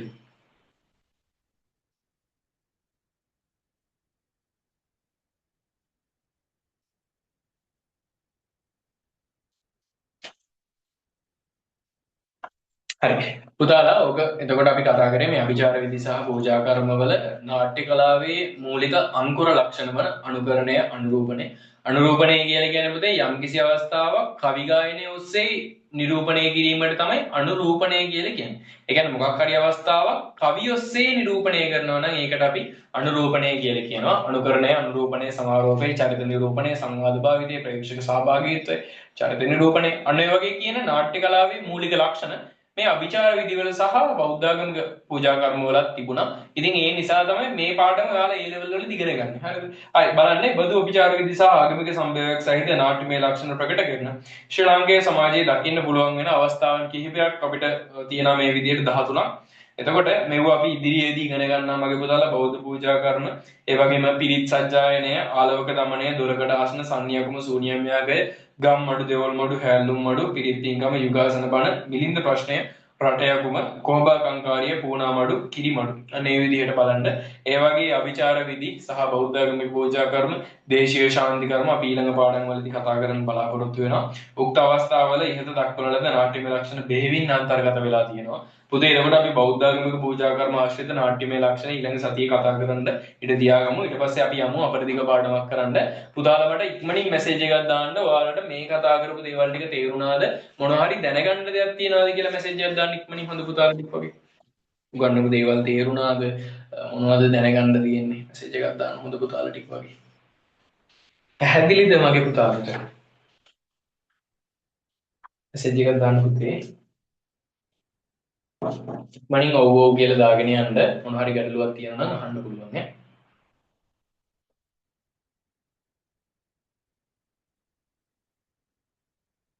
පුතාලා මේකෙන් ප්‍රශ්නයක් දෙන්න. පුතාලා මේ අහලා තියෙනවා ප්‍රශ්නයක් මේකෙන් කොහොමද කියලා. දැන් ඔය අභිචාර විධි වලින් ප්‍රශ්න හැදෙන්නේ කොහොමද කියලා. ඕක රචනා ප්‍රශ්නයක් විදිහට ඒක හොඳයි මතක් කරපු එක. හරිද? මම ඔයාලට ප්‍රශ්න දෙන්නම් අද රැ විදි ලියලෙවන්න. හරි. පුතේ ඔකෙන් ප්‍රශ්න හැදෙන්නේ අභිචාර විධි වල දකින්න පුළුවන් වෙන නාට්‍යමය ලක්ෂණ මොනවද කියලා තමයි ඔයාලගෙන් ප්‍රශ්නේ අහන්නේ. හරිද? එහෙමයි කියලා ඔයාලා නාට්‍යමය ලක්ෂණ ආනුකරණය සමාරෝපේ තියනවා කියලා එහෙම ලියන්නේ නැතුව පුතාලා උදාහරණ දාන්න. කෙම් ක්‍රම දාන්න, පෙරහැර ගැන විස්තර කරන්න, මළගිය ඥාතීන් ගැන විස්තර කරන්න, මේ ව්‍යාධ දේව කියන ඒ අදාළ දෙවියා පිළිබඳව විස්තර කරන්න, කෙම් ක්‍රම ඒවා විස්තර කරන්න. පුතේ එතකොට අභිචාර විධිවල දකින්න පුළුවන් වෙන නාට්‍යමය ලක්ෂණ මොනවද කියලා තමයි ඔයාලගෙන් රචනා ප්‍රශ්නයක් අහනවා නම් අහන්නේ. එහෙම නැත්නම් අහන්න පුළුවන් ආදි මානවයා එවක පුරුදු වී සිටි නැත්නම් තමන්ගේ යහපත උදෙසා සිදු කරපු අභිචාර විදි මොනවද කියලා අහන්න පුළුවන්. මොනවද කියලා අහුවොත් එහෙම ඒ ටික ලියලා ඒ වගේ නාට්‍යමය ලක්ෂණ මොනවද කියලා අනිවාර්යෙන්ම ලියන්න මගේ පුතාලා. හරිද? එතකොට මේ දේවල් ටික මතක තියාගන්න ඔය විදිහට ඔයාලා අනිවාර්යෙන්ම උත්තර ලියන්න. අද 10 වෙනකම් වෙලාව දෙන්න. අද ඔය ප්‍රශ්නෙට උත්තර ලියන්න. මේ දැන් අපි යම්කිසි පාඩමක් උගන්වපුවාම ඒක අපි ඉවර කරපුවාම ඒකෙන්ම ප්‍රශ්නයක් ඒ දවසේම ලියන එක ළමයි සෑහෙන්න හොඳ දෙයක්. ඒ කියන්නේ ඔයාලට ඒ ඉගෙනගත්ත දේ මතක තියාගන්න පුළුවන් ගොඩක්ම පහසුවෙන්. ඒ නිසා මගේ හොඳ පුතාලා ටික මෙතන ක්ලාස් එකට සම්බන්ධ වෙච්ච හැම දරුවෙක්ම රාත්‍රී 10 වෙන්න කලින් අද ඔය උගන්වපු නෝට් එක 3 පාරක් විතර කියව ගන්න. හොඳට මතක තියෙනකම් කියව ගන්න. හරිද? මම නම් සාමාන්‍යයෙන් ළමයි පාඩම් කරනවා කියලා කරන්නේ නෝට් එක කියවනවා. සාමාන්‍යයෙන් මට නෝට් එකක් 5 පාරක් විතර කියවුවාම මේක හොඳට මතක තියෙනවා. 5 පාරක් විතර කියවන්න ඕනේ. දැන් පළවෙනි පාරේ කියවද්දි මටත් මොකුත් තේරෙන්නේ නැහැ. හරිද? අපිත් ඔය ඉගෙන ගන්න ඕනේ. එතකොට මේ මම නම් සාමාන්‍යයෙන් 5 පාරක් විතර එක දිගට කියවගෙන යනවා. ඊට පස්සේ ඒක හොඳට මතක තියෙනවා. මම ඒකයි ඔයාලට උනත් කියන්නේ නෝට් එකක් 3 පාරක්වත් කියවගෙන යන්න. අද කියවන්න, හෙට කියවන්න, ඊළඟ සතියේත් කියවන්න, මාසයක් ඉවරුනහමත් කියවන්න. එතකොට තමයි මෙයාට මතක තියෙන්නේ. හරිද? ඒවා ඔයාලට හොඳයි මේ පාඩම් කරද්දී එහෙම. අද රෑ 10 වෙන්න කලින් ඔකට උත්තර ලියලවන්න. මම එතකොට ඔයාලා ගැන ගොඩක් සතුටු වෙනවා. පුතාලා ආය ක්ලාස් එකට සම්බන්ධ වෙද්දී ඔයාලා Zoom එකේ නම රීනේම් කරගන්න ඕන කෝඩ් නේම් එකකින්. ඒක මම ඔයාලට දෙන්නම්. ඔයාලා අද ක්ලාස් එක ඉවරනාට පස්සේ මට WhatsApp message එකක් දාන්න. ඔයාලගේ නමයි දිස්ත්‍රික්කයයි උපන්දිනය. අන්න ඔය තුන මට WhatsApp message එකක් දාන්න. මම එතකොට ඔයාලට නමක් දෙනවා. ඒ නමෙන් තමයි Zoom එක රීනේම් කරගන්න ඕනි. මට එතකොට පුතාලව අඳුර ගන්න පුළුවන් මේ ඉන්නේ මේ පුතා කියලා. හරි නේද? මම ඒක message එකක් දාන්නම් group එකට. හරි පුතේ පෙරලා ගන්නකෝ අපරදිග පොත ගන්න. එතකොට මේ වෙද්දී දැන් පන්තියට ආව ළමයින්ට මම ඉවර කරලා තියෙනවා ජුලියස් සීසර් නාට්‍ය. පුතේ එතකොට ජුලියස් සීසර් නාට්‍ය උතනින් ඉවර නිසා ජුලියස් සීසර් වලින් ඊළඟට තියෙන අපරදිග පාඩම තමයි මගේ පුතාලා නාට්‍ය රීති කියන පාඩම. හරි සර්ටිෆිකේට් අවශ්‍ය දෙබස් ටික දෙන්න පුළුවන් PDF. ඔව් පුතේ මම PDF එකකින් ඔයාලට දෙනවා මේ වෙනකන් අපි උගන්වලා තියෙන පිටපත් සෙට් එක. ජුලියස් සීසර් උගන්වනවා කුවේණි කරව රූකඩ ගෙදර කරනවා. හරි. ඊට පස්සේ සකුන්දලයි මේ ළමයින්ටවත් මම තාම කරේ නෑ. අපි ක්ලාස් එක නොවැම්බර් වල පටන් ගත්තේ. එතකොට ඒ හේතුව නිසා මේ වෙද්දි සෑහෙන පාඩම් ප්‍රමාණයක් කතා කරලා ඉවරයි. එතකොට පිටපත් තුනක් කතා කරලා ඉවරයි. මේ මාස කීයද? මාස 4ක් වගේ ගිහිල්ලා තියෙනවා. මේ මාස 4ට. බය වෙන්න එපා. මම මේ PDF ටික මාසෙ මැද දානවා. උගන්වලා ඉවර PDF ටික. ආයෙ මගේ පුතාලා පිටපත් පහම මුලින් ඉඳන් ආයෙ පාරක් කියලා දෙන අප්‍රේල් මාසයේ ඉඳලා අපි ඒකට කියනවා ඩ්‍රාමා ෆයිනල් මිෂන් කියලා. එක්සෑම් එකට මාස 3ක් 4ක් තියෙද්දි මම පිටපත් පහ විතරක් ફોකස් කරන ක්ලාස් එකක් කරනවා. ඒක වෙනම යන්නේ. එතකොට අප්‍රේල් වල ඉඳලා ක්ලාසස් 3ක් තියෙනවා ඔයාලට ෆයිනල් මිෂන් පේපර් ක්ලාස් එක. මේ විදිහට තියරි ක්ලාස් එක. එතකොට ඔයාලට මේවට සම්බන්ධ වෙලා අඩු ගාලයකින් නෝට් එකේම මේවා කරගන්න පුළුවන්. දන්න යාළුවෝ ඔයාලට ඉන්නව නේද රංග කලාව කරන. ඒ ළමයින්ට පණිවිඩය කියලා ක්ලාස් එකට සෙට් කරගන්න. හරිද? ඔයාලා ගොඩ යනවා වගේම තව යාළුවෙක් ගොඩ යවන්න ඔයාලා මේ විදිහට ක්ලාස් එකට සෙට් කරගන්න. මාර්තු මාසයේ ඉඳලා මම රෙකෝඩින් දෙනවා පුතාලා. දැන් ඔයාලට කලින් රෙකෝඩින් දුන්නා. හැබැයි මාර්තු මාසයේ ඉඳලා දිගටම ඔයාලට රෙකෝඩින් දෙනවා. එතකොට පරණ පාඩම වුණත් ඔයාලට නෝට් එක ගන්න පුළුවන්, රෙකෝඩින් එක බලන්න පුළුවන්. හරි පුතේ අපරදිග පොතේ ලියා ගන්න මාතෘකාව විවිධ නාට්‍ය රීති. මම නැත්නම් නාට්‍ය රීති කියන පාඩම ලියා ගන්න. අද දිනේ දාගන්න. ක්ලාස් එකට සම්බන්ධ වෙන හැම දවසකම දිනේ දාගන්න 3යි 7යි. හරිද? හරි නාට්‍ය රීති. එතකොට මේක තමයි මගේ පුතාලා ජුලියස් සීසර් පාඩමෙන් පස්සේ ඔයාලට ඉගෙන ගන්න ලැබෙන පාඩම. පිළිවෙලට මම පාඩම් ටික කරගෙන යනවා. පුතේ මේ නාට්‍ය රීතියක් බිහිවීමේ සංකල්පය හරිම ලේසි. මේක චූටි පාඩමක්. ලස්සනට කියලා දෙන්නම්. හරිද? පුතාලා නාට්‍ය රීතියක් කියලා කියන්නේ සමාජය තුල තියෙන යම්කිසි ප්‍රශ්නයක් නාට්‍යමය ස්වභාවයෙන් ප්‍රේක්ෂකයා වෙත ඉදිරිපත් කිරීමේදී ඒ නාට්‍ය නිෂ්පාදනය කරන අධ්‍යක්ෂකවරයාට හිතෙනවා නම් මේ නාට්‍ය මේ දැන් තියෙන රීතියෙන් කරන්න බෑ කියලා. එතකොට අධ්‍යක්ෂකවරයා, නිෂ්පාදකවරයා, පිටපත් රචකයා එයාලා මගේ පුතේ නව නාට්‍ය රීතියක් ගවේෂණය කරනවා. නව නාට්‍ය රීතියක් අත්හදා බලනවා. අන්න ඒ අත්හදා බැලීම තුලින් තමයි නාට්‍ය රීති කියන එක මගේ පුතේ ලෝකයට ප්‍රභවය වෙන්නේ. හරිද? මම ආයෙ පාරක් කියන්නම්. දැන් ඉස්සර මිනිස්සුන්ට මගේ පුතාලා ෆෝන් එකක් තිබ්බේ නෑනේ. දැන් අපිට ෆෝන් එකක් තියෙන නිසා මගේ පුතාලා මේ ලෝකේ වෙන ඕන කෙන්ගෙඩියක් මේකෙන් බලා ගන්න පුළුවන්. හරි දැන් ෆෝන් එකේ මේ YouTube එකට ගියත් යුද්ධ හරි ඒක කොහෙද තියෙන්නේ අපිට ඒක බලන්න පුළුවන් ෆෝන් එකේ නේද හැබැයි ඒ කාලේ මිනිස්සුන්ට මගේ පුතාලා තමන්ගේ රස විඥානය සඳහා ඒ කියන්නේ රස උත්පාදනය කර ගැනීම සඳහා සමාජීය ප්‍රශ්න සාකච්ඡා කිරීම සඳහා වින්දන මාධ්‍යයක් විදියට මේ නාට්‍ය කලාව ඒ කාලේ හොඳට ප්‍රසිද්ධ වෙලා තියෙනවා අපි හිතමු සමාජය තුළ යම්කිසි ප්‍රශ්නයක් තියෙනවා ඒ ප්‍රශ්නය ප්‍රේක්ෂකයා වෙත ඉදිරිපත් කරන්න දැන් පවතින නාට්‍ය රීතිය සුදුසු නැත්නම් එතකොට නාට්‍ය පිටපත් රචකයා නාට්‍ය අධ්‍යක්ෂකවරයා නිෂ්පාදකවරයා එයාලා අලුත් නාට්‍ය රීතියක් ගැන පර්යේෂණ කරනවා දැන් පර්යේෂණ කරනවා කියලා කිව්වහම ඔයාලා හිතන්නකෝ ලැබ් එකකට ලා සුදු පාට කෝට් එකක් මේව කරගෙන නාට්‍ය රීතිය මෙහෙන් දානවා ඒක පුපුරනවා එහෙම වෙන්නේ නැහැ. එයාලා හිතලා ඒ කට්ටිය අලුතෙන් නාට්‍ය රීතියක් ගැන පරීක්ෂා කරලා ඒක අත්දැක බලනවා නාට්‍ය පිටපතක් රචනා කරලා ප්‍රේක්ෂකයා වෙත ඉදිරිපත් කරලා බලනවා. සමහර නාට්‍ය රීති වල ප්‍රේක්ෂකයා හරි කැමති. ඒවා සාර්ථක වෙනවා. සමහර ඒවා ප්‍රේක්ෂකයා පිළිගන්නේ නැහැ. ඒවා අසාර්ථක වෙනවා. පුතාලා හැමෝම අහලා තියෙනව නේද මහාචාර්ය දිරිවිර සරච්චන්ද්‍රයන්ගේ ප්‍රධාන නාට්‍ය දෙකක් තියෙනවා. එකක් මනමේ අනිත් එක සිංහබාහු. දැන් ඔය මනමේ එහෙම ගිය සතියේ මේ සතියේ තිබ්බා අපේ කැම්පස් එකේ දැන් ඔය තියෙන අපේ කැම්පස් එකේ වල කියලා ගණක් තියෙනවා. මහාචාර්ය දිරිවිර සරච්චන්ද්‍ර එලිමහාන් රංගපීඨය කියලා තනක් තියෙනවා. ඔයාලා ෆොටෝස් වලින් එහෙම දැකලා ඇති. ඉතින් මේ සතියේ බ්‍රහස්පතින්දද කොහෙද තිබ්බා සිකුරාදද මන් දන්නේ. එතකොට මනමේ තිබ්බා. ඒකත් එහෙමයි. එතකොට මේ මනමේ සිංහබාහු කියන නාට්‍ය ගත්තාම මගේ පුතාලා ඒව නාට්‍ය ධර්මී ශෛලියේ නාට්‍යනේ.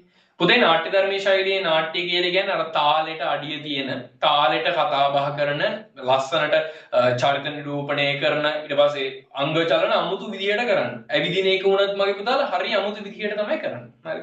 බෙර තාලේ තියෙනවා ඒ වගේ දේවල්. දැන් බලන්න මම ඔයාලගෙන් ප්‍රශ්නයක් අහන්නම්. දැන් මේ දවස්වල තියෙන ප්‍රශ්නයක් නේ මගේ පුතේ යුද්ධය කියන එක. මේ ප්‍රශ්නෙට උත්තරේ දෙන්න ඕනේ. දැන් යුද්ධය කියන මාතෘකාව ඔස්සේ නාට්‍යයක් රචනා කරවුවොත් එහෙම ඒ නාට්‍ය ධර්මී ශෛලියෙන් ඉදිරිපත් කරන්න පුළුවන්ද ඒක ගැළපෙනවද කියලා මට මැසේජ් එකක් දාන්න ඉක්මනින් යුද්ධය කියන මාතෘකාව පදනම් කරගෙන මම නාට්‍යයක් රචනා කරනවා ඒ නාට්‍යයේ තියෙන තාලානුකූල දෙබස් තාලානුකූල ගමන ප්‍රේක්ෂකයා මේක බලාගෙන ඉන්න ඕනි නළුවෝ ඇදලා දෙබස් කියනවා බෙර වාදන තියෙනවා ඊට පස්සේ ගත්තාම තාලානුකූල ගමන් තියෙනවා ඒ වගේ නාට්‍ය ධර්මී ශෛලියෙන් පුළුවන්ද හරිනේ පුතාලා උත්තරේ දෙනවා මට ගැලපෙන්නේ නැහැ කියලා හරි බෑ හරි ඔව් හරි ඔයාලා හැමෝම හරි අනිත් ළමයි මොකක්ද ඔයාලා හිතන්නේ දැන් යුද්ධය වගේ බෑ කියලා දානවා හරි යුද්ධය වගේ මාතෘකාවක් නාට්‍ය ධර්මයේ ශෛලියෙන් කරන්න පුළුවන් බෑනේ වගේ පුතේනේ ඔයාලා හැමෝම හරි thank you එතකොට පුතාලා අන්න ඒ හේතුව නිසා මේ නාට්‍ය රචකයෝ කරන දේ තමයි පුතේ මොකද්ද එයාලා අලුතෙන් නාට්‍ය රීතියක් ගැන පරිශනාවක් කරලා එයාලා නාට්‍ය රීතියක් අත්හදා බලනවා ඒකේ ප්‍රතිඵලයක් විදිහට ලෝකෙට අලුත්ම නාට්‍ය රීතියක් ප්‍රබල වෙනවා එතකොට ඒ විදිහට මගේ පුතාලා අපි ඉගෙන ගන්න ඔයාලට මතකයිද මම පාඩමක් උගන්වනවා නාට්‍ය හරංකලාවේ සිද්ධාන්ත කියලා ඔය සිද්ධාන්තවල අපි ඉගෙන ගන්න ප්‍රධාන රංග ශෛලීන් කියලා මාතෘකාව. ඒ රංග ශෛලීන් දෙකක් ගැන මම ඔයාලට එදා කියලා දුන්නා. එකක් ලෝක ධර්මී අනිත් එක නාට්‍ය ධර්මී. ඔය ලෝක ධර්මී සහ නාට්‍ය ධර්මී විග්‍රහය සම්බන්ධව තියෙන්නේ මගේ පුතාලා භරත මුනිවරයාගේ නාට්‍ය ශාස්ත්‍රය කියන පොතේ. හරිද? භරත මුනිවරයා හිටියේ ඉන්දියාවේ. එතකොට ඒ කියන්නේ පෙරදිග නාට්‍ය කලාව. හරිද? අද අපි කතා කරන්න බලාපොරොත්තු වෙන්නේ අපරදිග නාට්‍ය කලාවේ තියෙන නාට්‍ය රීති සම්බන්ධව. තේරුණාද? භරත මුනි හිටියේ ඉන්දියාවේ. එයා නාට්‍ය ශාස්ත්‍රයේදී ප්‍රධාන රංග ශෛලීන් දෙකක් ඉදිරිපත් කරා. එකක් ලෝක ධර්මී අනිත් එක පුතේ නාට්‍ය ධර්මී. ඒක පෙරදිග නාට්‍ය කලාවේ නාට්‍ය ශෛලීන්. හරිද? රංග ශෛලීන්. අද අපි මේ නාට්‍ය රීති කියන පාඩමේදී කතා කරන්න බලාපොරොත්තු වෙන්නේ ලෝකයේ අපරදිග තිබ්බ විවිධ නාට්‍ය රීතීන් තමයි මගේ පුතාලා මේ පාඩමේදී මම පුතාලත් එක්ක සාකච්ඡා කරන්න බලාපොරොත්තු වෙන්නේ. මම හිතනවා පුතාලට පාඩම සම්බන්ධව හොඳ අවබෝධයක් ලැබෙන්න ඇති. අපි මේ පාඩමේදී මොනවා ගැනද කතා කරන්නේ? ඇයි නාට්‍ය රීතියක් බිහි වෙන්නේ? ඒ කාලේ මිනිස්සුන්ගේ වින්දන මාධ්‍ය මොකද්ද?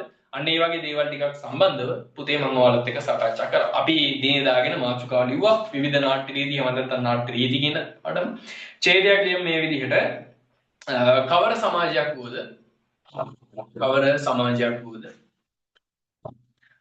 සමාජයක් වූද පුතාලා අද ඔයාලා ටියුට් එකේ ලස්සනට ලියන්න දෙන්නේ. ටියුට් එකෙත් පුළුවන් නම් නිකන් ෆොටෝ එකක් හරි ගහලා එවන්න.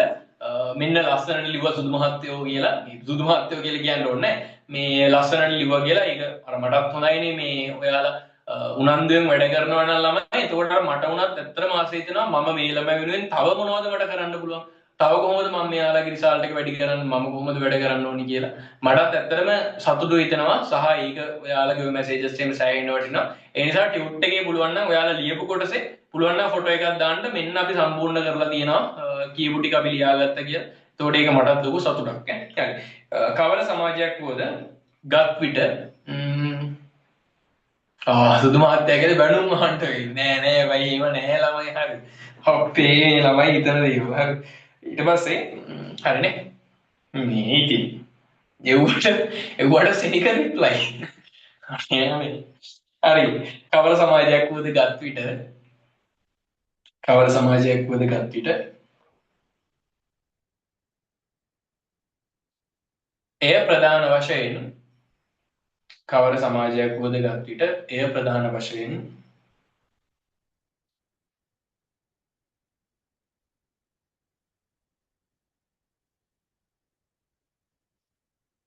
කවර සමාජයක් වුවද ගත් විට එය ප්‍රධාන වශයෙන් සමාජීය දේශපාලනික සංස්කෘතික සමාජීය දේශපාලන සංස්කෘතික සමාජීය දේශපාලනික සංස්කෘතික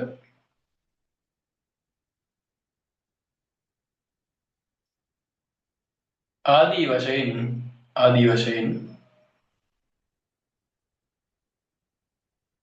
ආදී වශයෙන්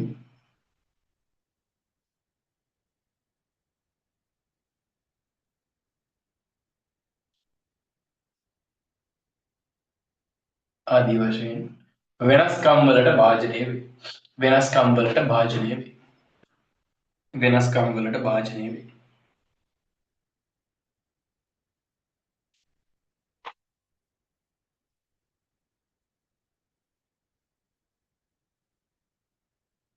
ඒකටම ලියන්න යන්න හරි ආය පාරක් කියන්න මගේ පුතාලා ලියාගන්න බැරි වෙච්ච පුතෙක් ඉන්නවනම් ලියාගන්න කවර සමාජයක් වුවද ගත් විට එය ප්‍රධාන වශයෙන් කවර සමාජයක් වුවද ගත් විට එය ප්‍රධාන වශයෙන්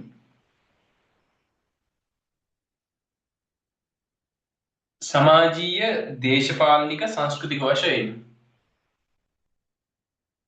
සමාජීය දේශපාලනික සංස්කෘතික වශයෙන්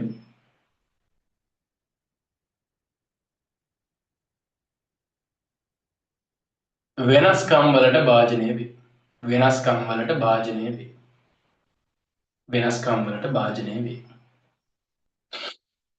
වෙනස්කම් වලට භාජනය වේ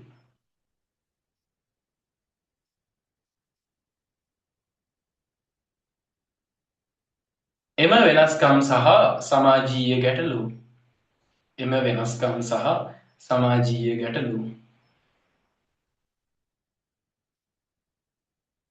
එම වෙනස්කම් සහ සමාජීය ගැටලු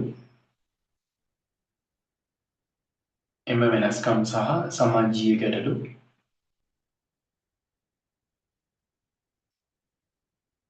එම වෙනස්කම් සහ සමාජීය ගැටලු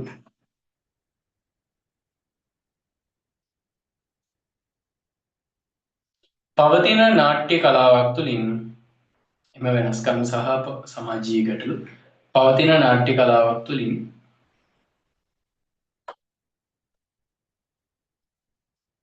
පවතින නාට්‍ය කලාවක් තුළින්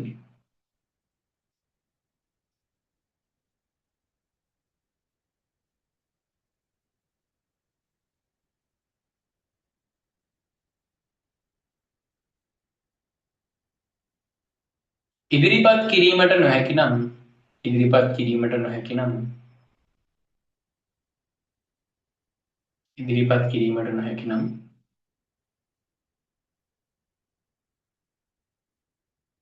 ඉදිරිපත් කිරීමට නොහැකි නම්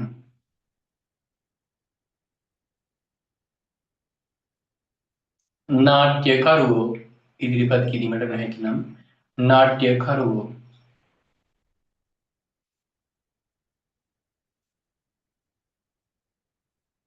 නාට්‍යකරුවෝ විවිධ නාට්‍ය රීතීන් සොයා නාට්‍යකරුවෝ විවිධ නාට්‍ය රීතීන් සොයා නාට්‍යකරුවෝ විවිධ නාට්‍ය රීතීන් සොයා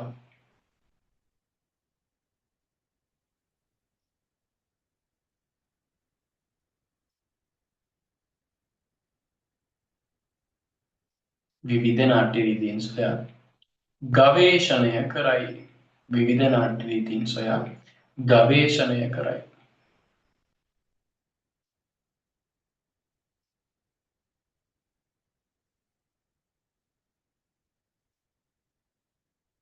ගවේෂණය කරයි.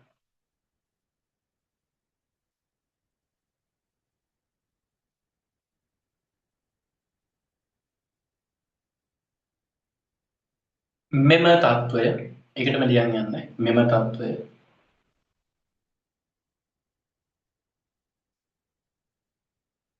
අතීතයේ සිටම මෙම තත්ත්වය අතීතයේ සිටම මෙම තත්ත්වය අතීතයේ සිටම සිදුවුවද මෙම තත්ත්වය අතීතයේ සිටම සිදුවුවද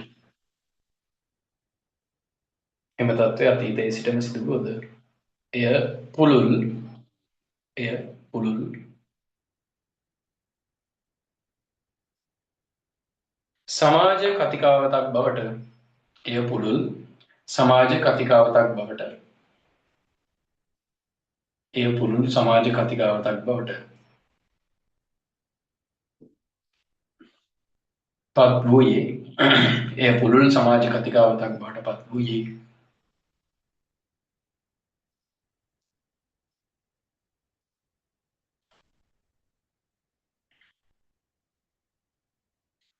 පාට වෙනස් කරලා ඒකටම ලියා ගන්න.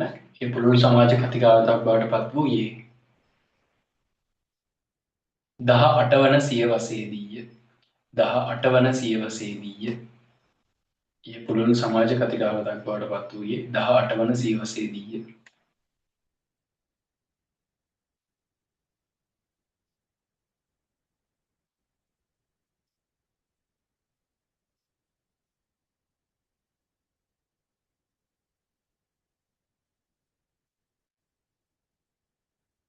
නාට්‍ය රීති පිළිබඳව ඒකටම ලියන් යන්න සාමාන්‍ය පැනින්නේ. නාට්‍ය රීති පිළිබඳව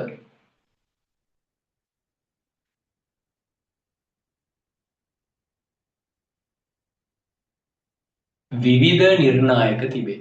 නාට්‍ය රීති පිළිබඳව විවිධ නිර්ණායක තිබේ. නාට්‍ය රීති පිළිබඳව විවිධ නිර්ණායක තිබේ.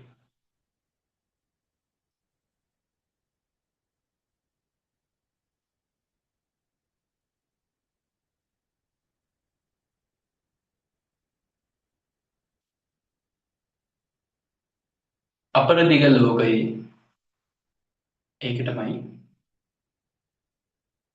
අපරදිග ලෝකයේ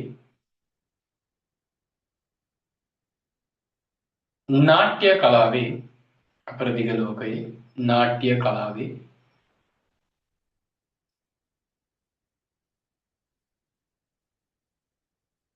අපරදිග ලෝකයේ නාට්‍ය කලාවේ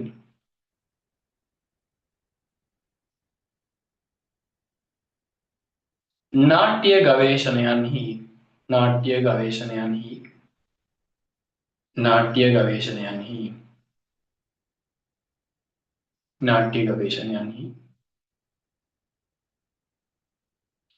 ප්‍රතිඵලයක් ලෙසට නාට්‍ය ගවේෂණයන්හි ප්‍රතිඵලයක් ලෙසට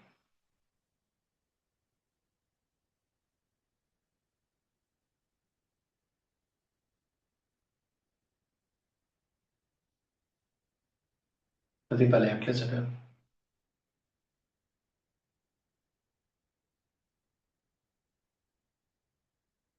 විවිධ නාට්‍ය රීතීන් බිහිවිය.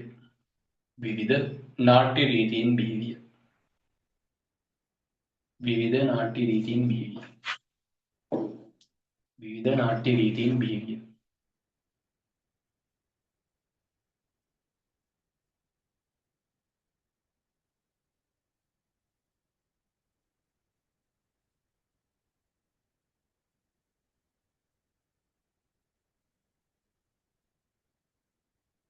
විවිධ නාට්‍ය රීතීන් බිහිවිය.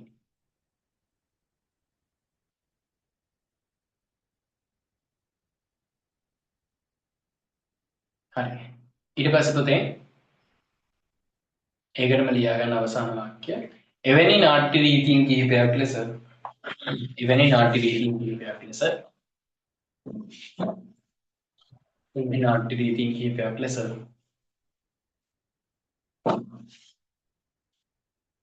වෙන නාට්‍ය රීතීන් කිහිපයක් ලෙස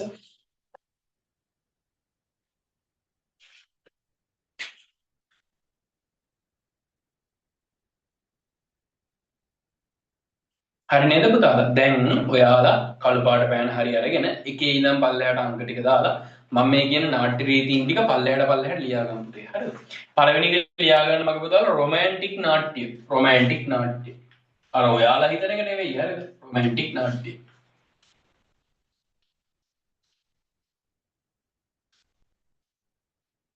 රොමැන්ටික් නාට්‍ය. දෙක අති නාටක.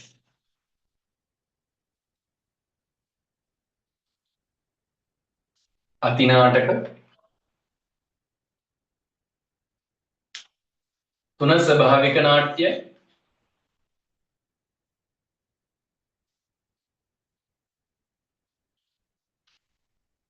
ස්වභාවික නාට්‍ය. හතර යථාර්ථවාදී නාට්‍ය.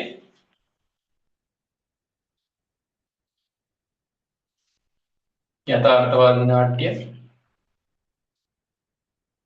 යථාර්ථවාදී නාට්‍ය. පහ සංකේතවාදී නාට්‍ය. සංකේතවාදී නාට්‍ය.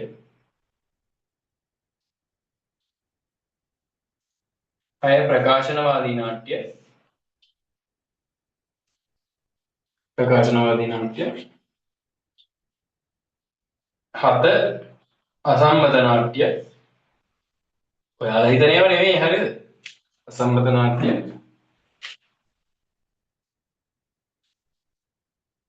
අට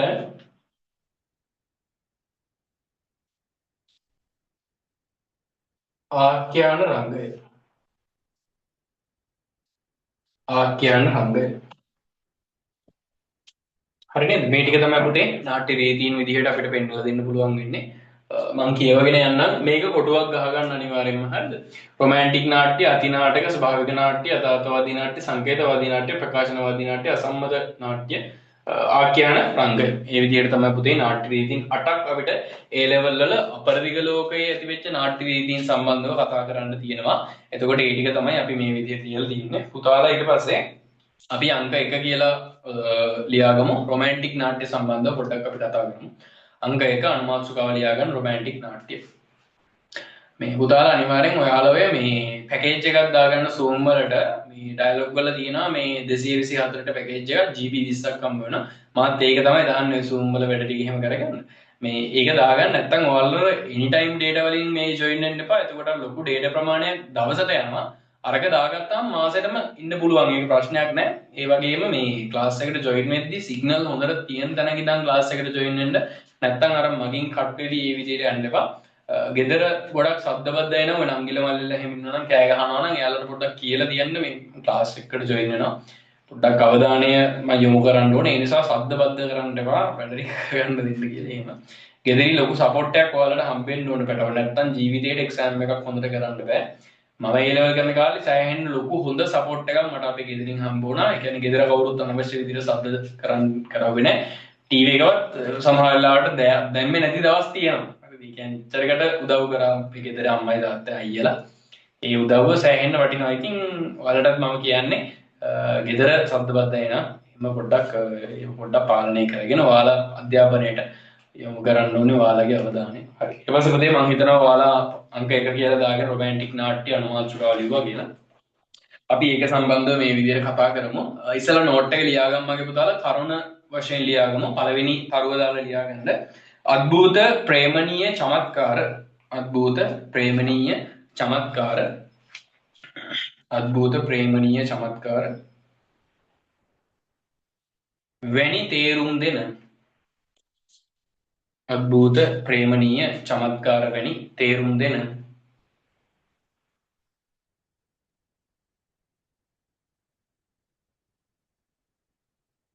අద్භූත ප්‍රේමණීය චමත්කාර වැනි තේරුම් දෙන රොමැන්ටික් නාට්‍ය රොමැන්ටික් නාට්‍ය අද්භූත ප්‍රේමණීය චමත්කාර වැනි තේරුම් දෙන රොමැන්ටික් නාට්‍ය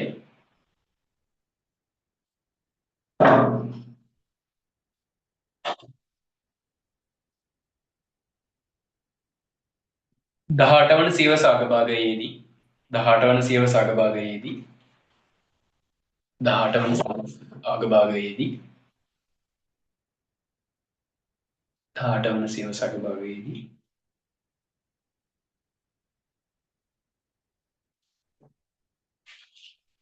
ජර්මනිය ප්‍රංශය එංගලන්තය ජර්මනිය ප්‍රංශය එංගලන්තය ජර්මනිය ප්‍රංශය එංගලන්තය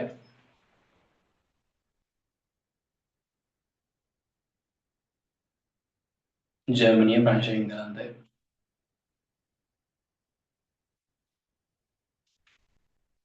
ආදී යුරෝපා රටවල්වල ජර්මනිය ප්‍රංශය එංගලන්තය ආදී යුරෝපා රටවල්වල ජර්මනිය ප්‍රංශය එංගලන්තය ආදී යුරෝපා රටවල්වල ප්‍රභවය විය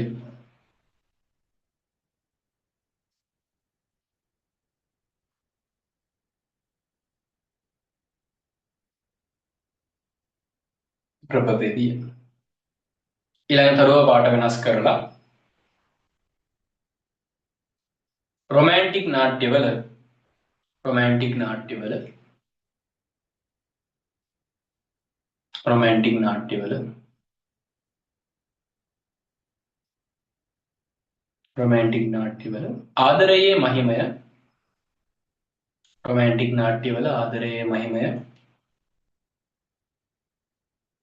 රොමැන්ටික් නාට්‍යවල ආදරයේ මහිමය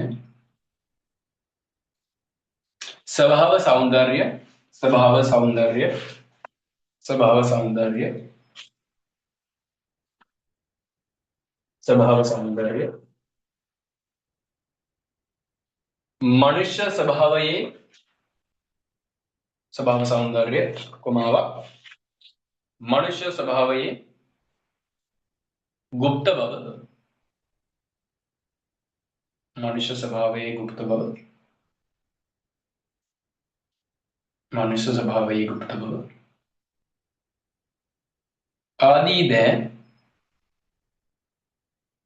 මනුෂ්‍ය ස්වභාවයේ गुप्त බව ආදී දෑ ඉදිරිපත් කරයි ආදී දෑ ඉදිරිපත් කරයි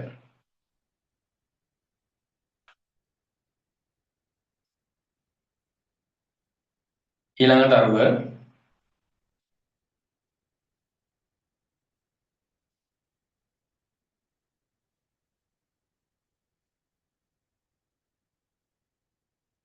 රොමැන්ටික් නාට්‍යවල රොමැන්ටික් නාට්‍යවල රොමැන්ටික් නාට්‍යවල රොමැන්ටික් නාට්‍යවල කළු සුදු චරිත නිරූපණයක් දැකිය හැකිය රොමැන්ටික් නාට්‍යවල කළු සුදු චරිත නිරූපණයක් දැකිය හැකිය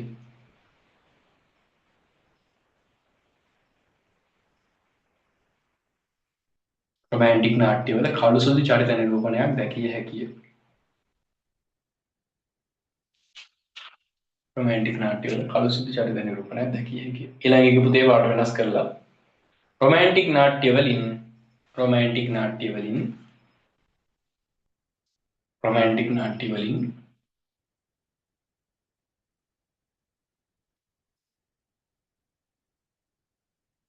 රොමැන්ටික් නාට්‍යවලින් ප්‍රේක්ෂකයාගේ බුද්ධියට වඩා භාවයන්ට රොමැන්ටික් නාට්‍යවලින් ප්‍රේක්ෂකයාගේ බුද්ධියට වඩා භාවයන්ට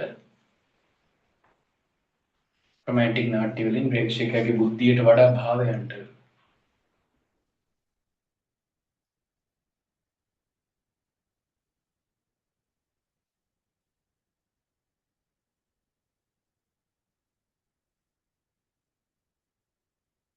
ආමන්ත්‍රණය කිරීම සිදු කරයි ආමන්ත්‍රණය කිරීම සිදු කරයි ආමන්ත්‍රණය කිරීම සිදු කරයි ආමන්ත්‍රණය කිරීම සිදු කරයි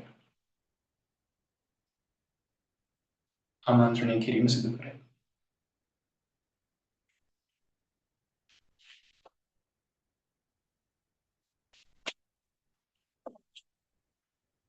හරි පුතේ අපි ඊළඟ තරුවෙන් රොමැන්ටික් නාට්‍ය වලට උදාහරණ ටිකක් ලියාගමු පාට වෙනස් කරලාම ලියා ගන්න හරිද මේ ටික ලියා ගන්න ගොයතේගේ ෆස්ට්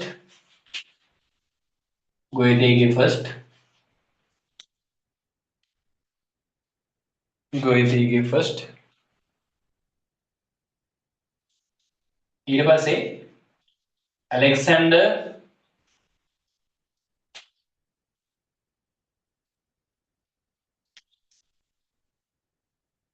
කොමාදද ලියා ගන්න හරිද නැත්නම් පල්ලයට ඇලෙක්සැන්ඩර් ඩූමාගේ තුන්වන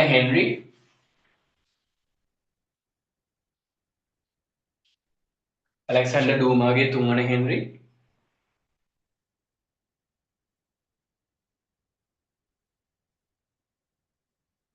ඊට පස්සේ පුතේ යෙව්ගිනි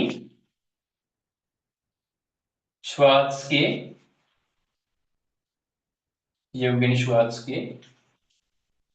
The Dragon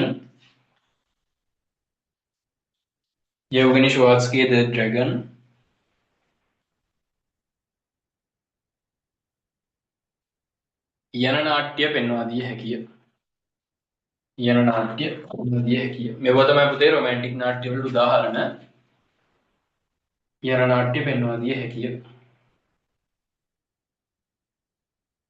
හරි පුතාලා එතකොට මේ නාට්‍ය රීති කියන පාඩමේදී අපි නාට්‍ය රීති 8ක් සම්බන්ධව ප්‍රධාන වශයෙන් පොඩක් ගැඹුරට ගිහිල්ලා කතා කරන්න බලාපොරොත්තු වෙනවා. අපි එතකොට කතා කරන්න බලාපොරොත්තු වෙන පළවෙනිම නාට්‍ය රීතිය තමයි මගේ පුතේ මේ රොමැන්ටික් නාට්‍ය කියන නාට්‍ය රීතිය. මේ රොමැන්ටික් කියන වචනය තුළ ප්‍රධාන තේරුම් කිහිපයක් තියෙනවා. එකක් අద్භූත, ප්‍රේමණීය සහ චමත්කාර කියන තේරුම් තමයි මේකේ තියෙන්නේ. රොමැන්ටික් නාට්‍ය වල ආරම්භය සිද්ධ වෙන්නේ මගේ පුතාලා 18 වෙනි සියවසේ අගභාගයේදී තමයි ජර්මනිය, ප්‍රංශය, එංගලන්තය අන්න ඔය වගේ රටවල් පාදක කරගෙන මේ නාට්‍ය ප්‍රභවය සිද්ධ වෙනවා. පුතාලා මතක තියාගන්න නාට්‍ය රීති පාඩමෙන් අහන්නේ පුතේ MCQ. හරිද? මේකෙන් මේ වෙන තාක් රචනා ප්‍රශ්න අහලා නැහැ. හැබැයි අපි දන්නා ඉතින් මේ අවුරුද්දේ ඔයාලා වාසනාවන්ත නිසා ආයිද කියලා. කොහොම හරි මේ MCQ තමයි අහන්නේ මේ වගේ නාට්‍යයක් දීලා මේ අහනවා මේ නාට්‍ය මොන රීතියේ නාට්‍යයක්ද කියලා. තේරුණාද? අන්න එහෙම තමයි MCQ අහන්නේ. සහ රොමැන්ටික් නාට්‍ය වල ලක්ෂණයක් වන්නේ ඒකේ කියලා උත්තර පහෙන් 6 උත්තරේ තෝරන්න තියෙනවා. ඒ වගේ තමයි ප්‍රශ්න හැදෙන්නේ. හරිද?